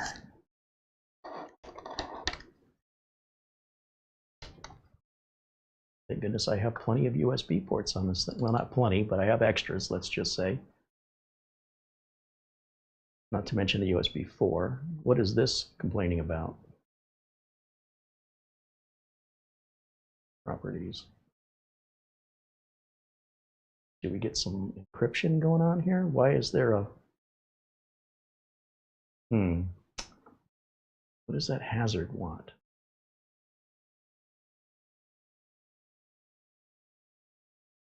Is BitLocker on? Turn it on. BitLocker off. I don't know why there's a hazard symbol there.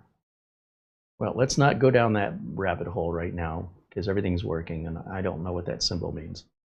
Let's go to PC testing software. Let's bring Cinebench. I'm not going to monitor temps with it, okay? I'm just going to bring Cinebench up and just start it. Just so we can get the show on the road here. Cinebench is a 20-minute test. We're at 10 after 4. I'm estimating an end time at 4:30, and after saying goodbye and everything, I'm probably at 4:40. And that still gives me enough time to do what I need to get done today. And then all questions will be answered and all knowledge will be known. Sure, let's go with that. Start.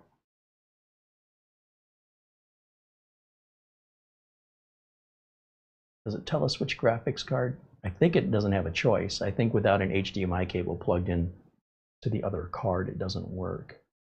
And see, it says it's benchmarking the CPU. See, these are CPU tests.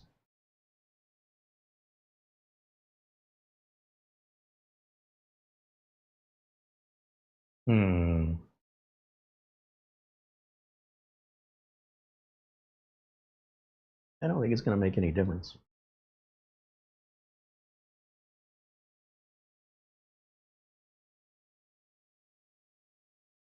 See, it's ranking up here when we're testing multi-core CPU. There's nothing here we're testing that's GPU related. So that's why I'm confused why you're asking for the Cinebench. Do you know something I don't? Am I missing something?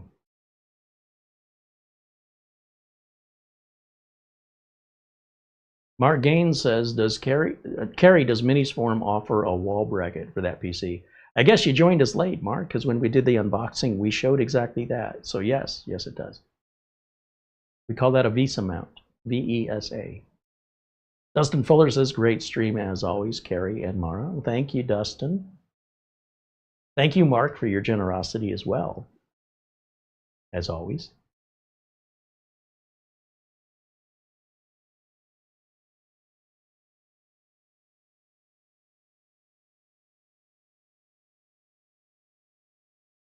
I can't really tell if this is performing any faster because it was performing fast before. And the orange line before was exactly in the same place on the left side. So I think this is just a CPU.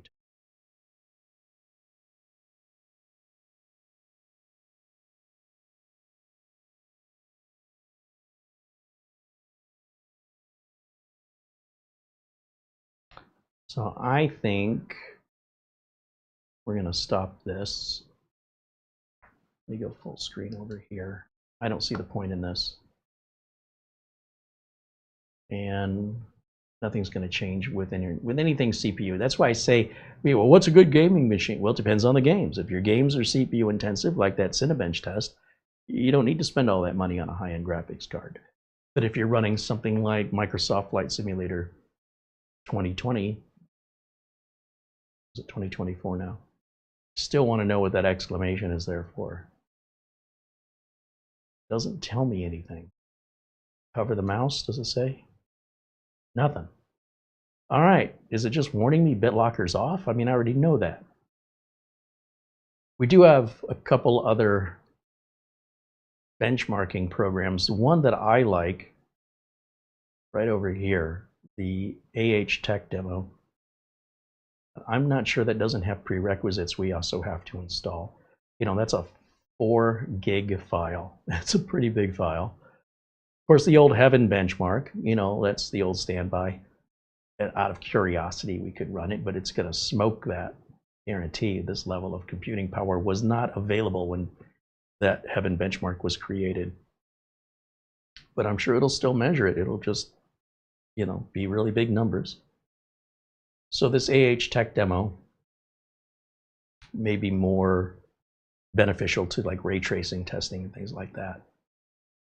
And it's going to install a bit slow because I'm pulling it directly off the flash drive. So bear with me for a second here.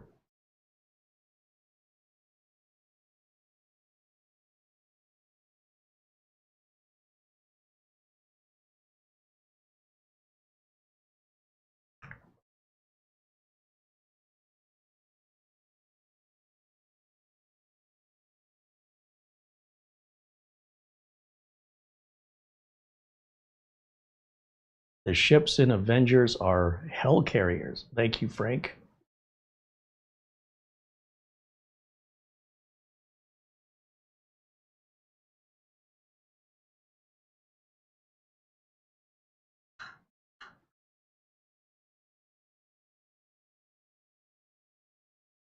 Select a language.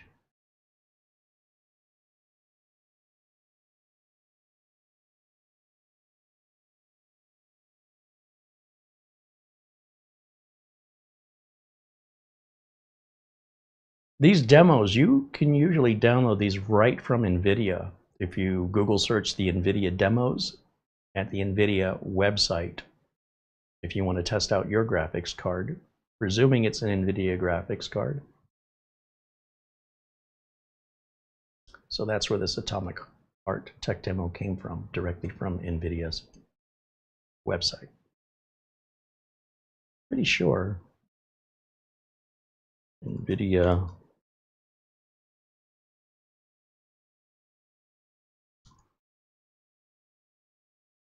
graphics demo downloads.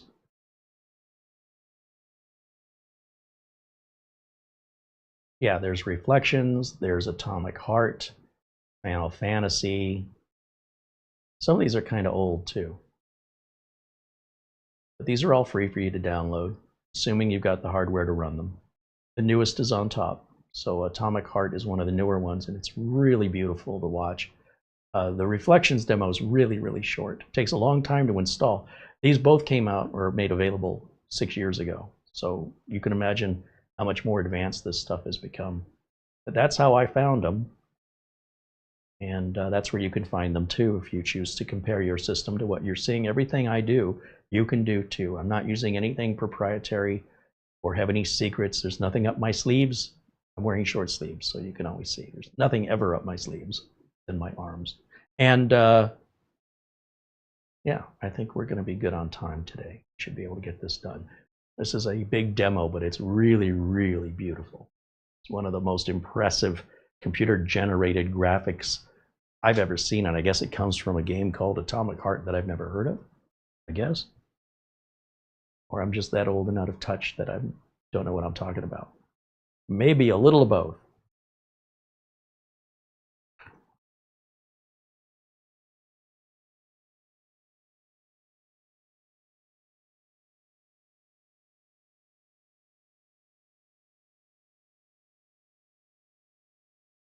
Trevor Dunn says that yellow exclamation and padlock display is Microsoft wanting you to turn on BitLocker.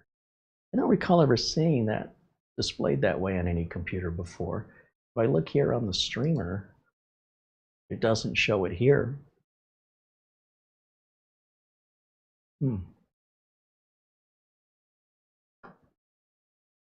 While I'm waiting, I guess I can just Google how to disable hazard on C drive. To remove the yellow exclamation point and padlock icon from the C drive in Windows, you can try turning BitLocker on and then off. That's what I was going to do. Then I thought, no, that can take quite a few minutes to turn it on and then quite a few minutes to turn it off. So I'll do that. That's what I was going to do. So I'll do that later tonight after the show when I'm looking for something to do, I suppose, including putting all this hardware away. I'll do that later. You know, when the show's over, there's still a lot going on behind the scenes, guys. The magic cleanup elves don't come back and show up and put everything back in the box and put it where I can find it later. I have to do all this myself. I know. Break out the tiny violins, crocodile tears.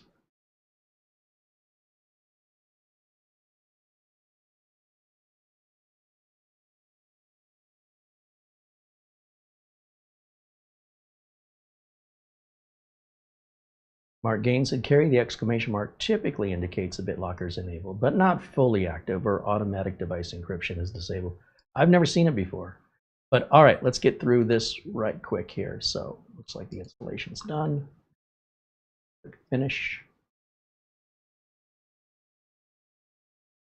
And you do need a pretty good video card for this demo to work. At least one within the last 6 years anyway. A modern, decent one. Ooh, wants to run at 4K? Okay. All right. Let's do it. What the heck? What is all this? What's all that about? What are we missing? Sometimes these demos, you know, when the files are that old, there was some default prerequisite in Windows that we're not getting anymore. Let's just try dropping the resolution. We're missing X input 1.3. Where's it? Oh, we might need to download an older version of DirectX.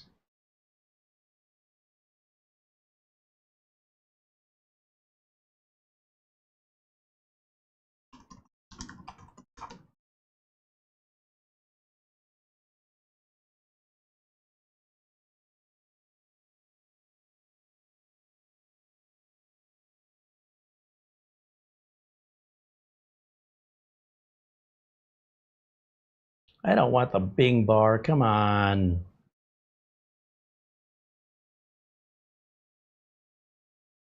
I got your Bing bar right here.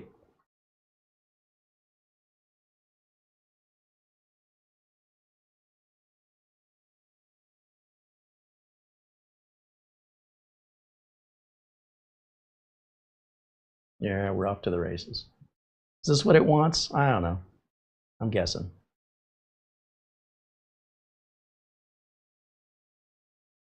I'm not a gamer, but I got to think like a gamer. Make your own jokes.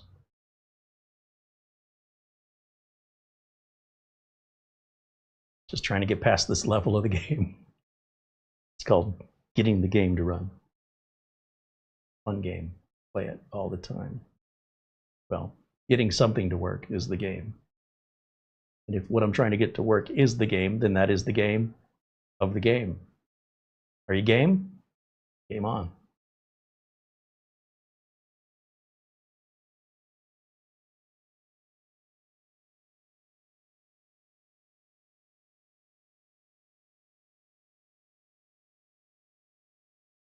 Tej says Bing stands for because it's not Google.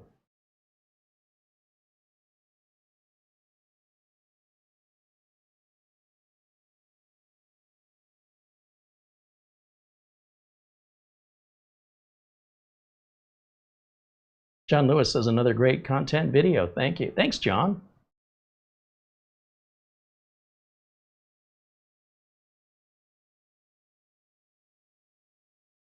I see a clock ticking down. 4:21. I really want to end this at 4:30. Come on now. Come on. Final questions, final comments. Now's your chance. Speak up if you have any comments or questions while we're waiting for the install, and we will run the demo where we can just sit silently and watch it.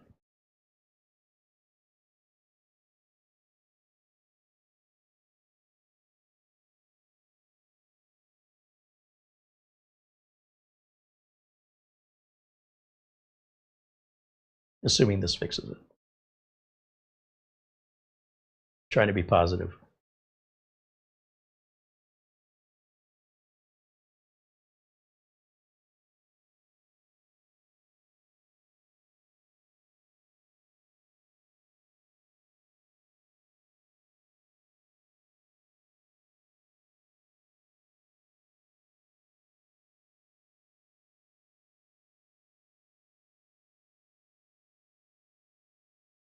Okay. Let's try again.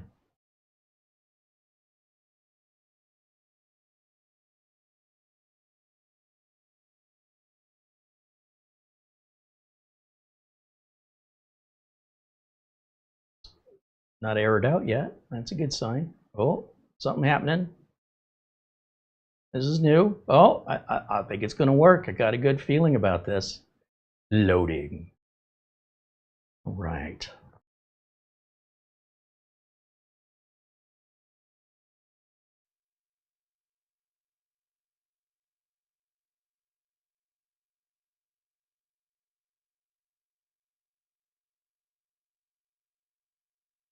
This is a big demo.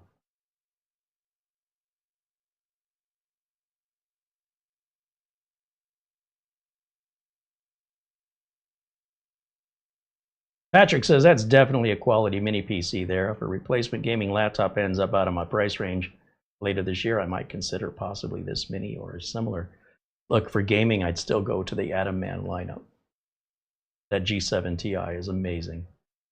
Just ask our friend Buster.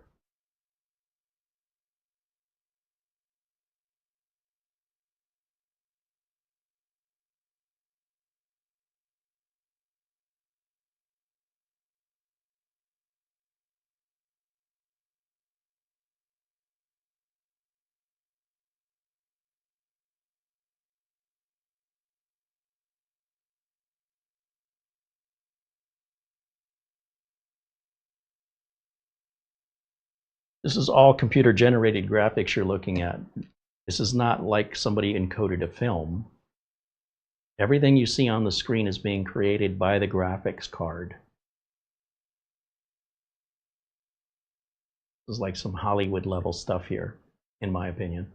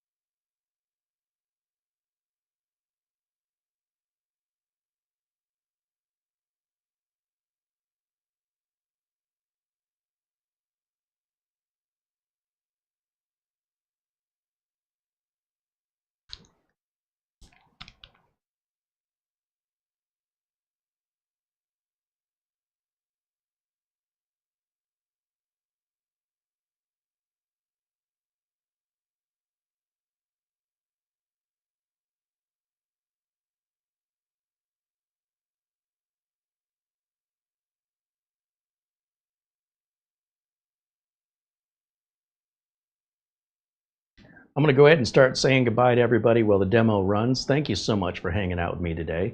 A special shout out and thank you to Mark Gaines. I also want to say thank you to all of our members and contributors during today's broadcast, which includes Ben Laird and Mark Gaines, Albert Hewson for renewing membership, Jose Lopez, our good friend Buster, and each and every one of you who join our community, regardless if you're a paid member or not. We appreciate your being here and being a part of this amazing community.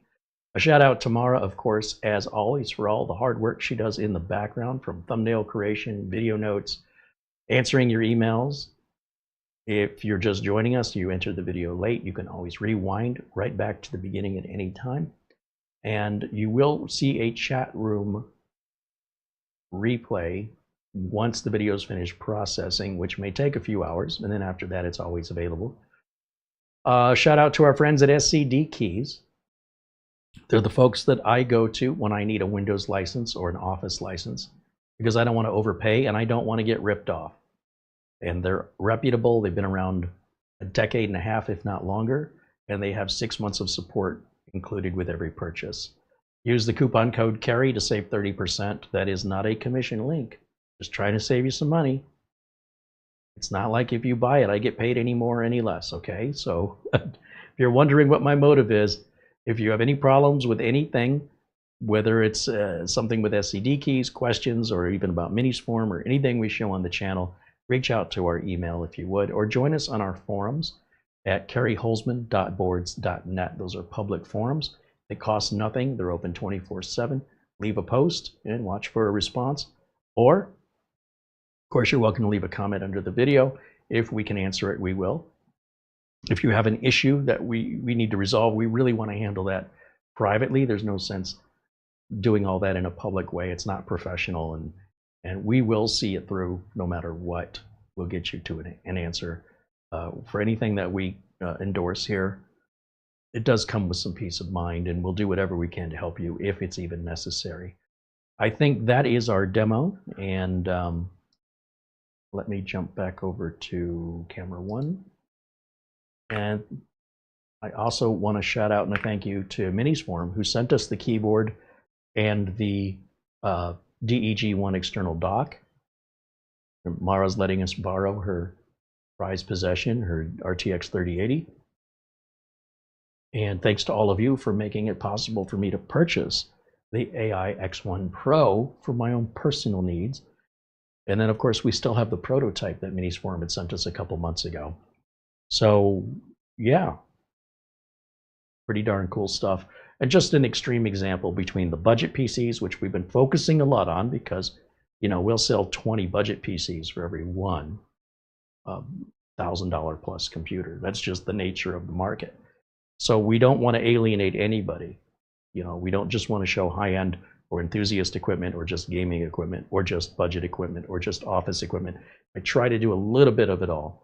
If there's something I'm missing out on, some latest router or something that you want to see, please leave your suggestions in the chat. If it's business related or I believe is on par with the kind of content we do here, which, you know, you can go back to 2008 and get a good gist of storage drives and Wi-Fi and networking and switches and routers and desktops, mini PCs. If it falls in that category, I want to know about it because got my eyes open now for other things. Tomorrow, for example, I have this really cool retro computer case that was originally an April Fool's joke from Silverstone, but people got so excited about it, they actually made it and they sent me one. So we're going to do a computer build tomorrow, all modern in the inside, but looking like it came from 1992 on the outside. I hope you hang out with me and join me on that computer build. It's just a gray box, no RGB, and it's so cool. I'm so happy because I don't want an old computer, but you give me an old computer on the outside with a luxury modern computer on the inside, I will sign up for that every day. So that's coming tomorrow, 1 o'clock. I hope you'll join us. It's 1 o'clock p.m. Phoenix time, just like we do every time we go live, every day this week so far, as a matter of fact.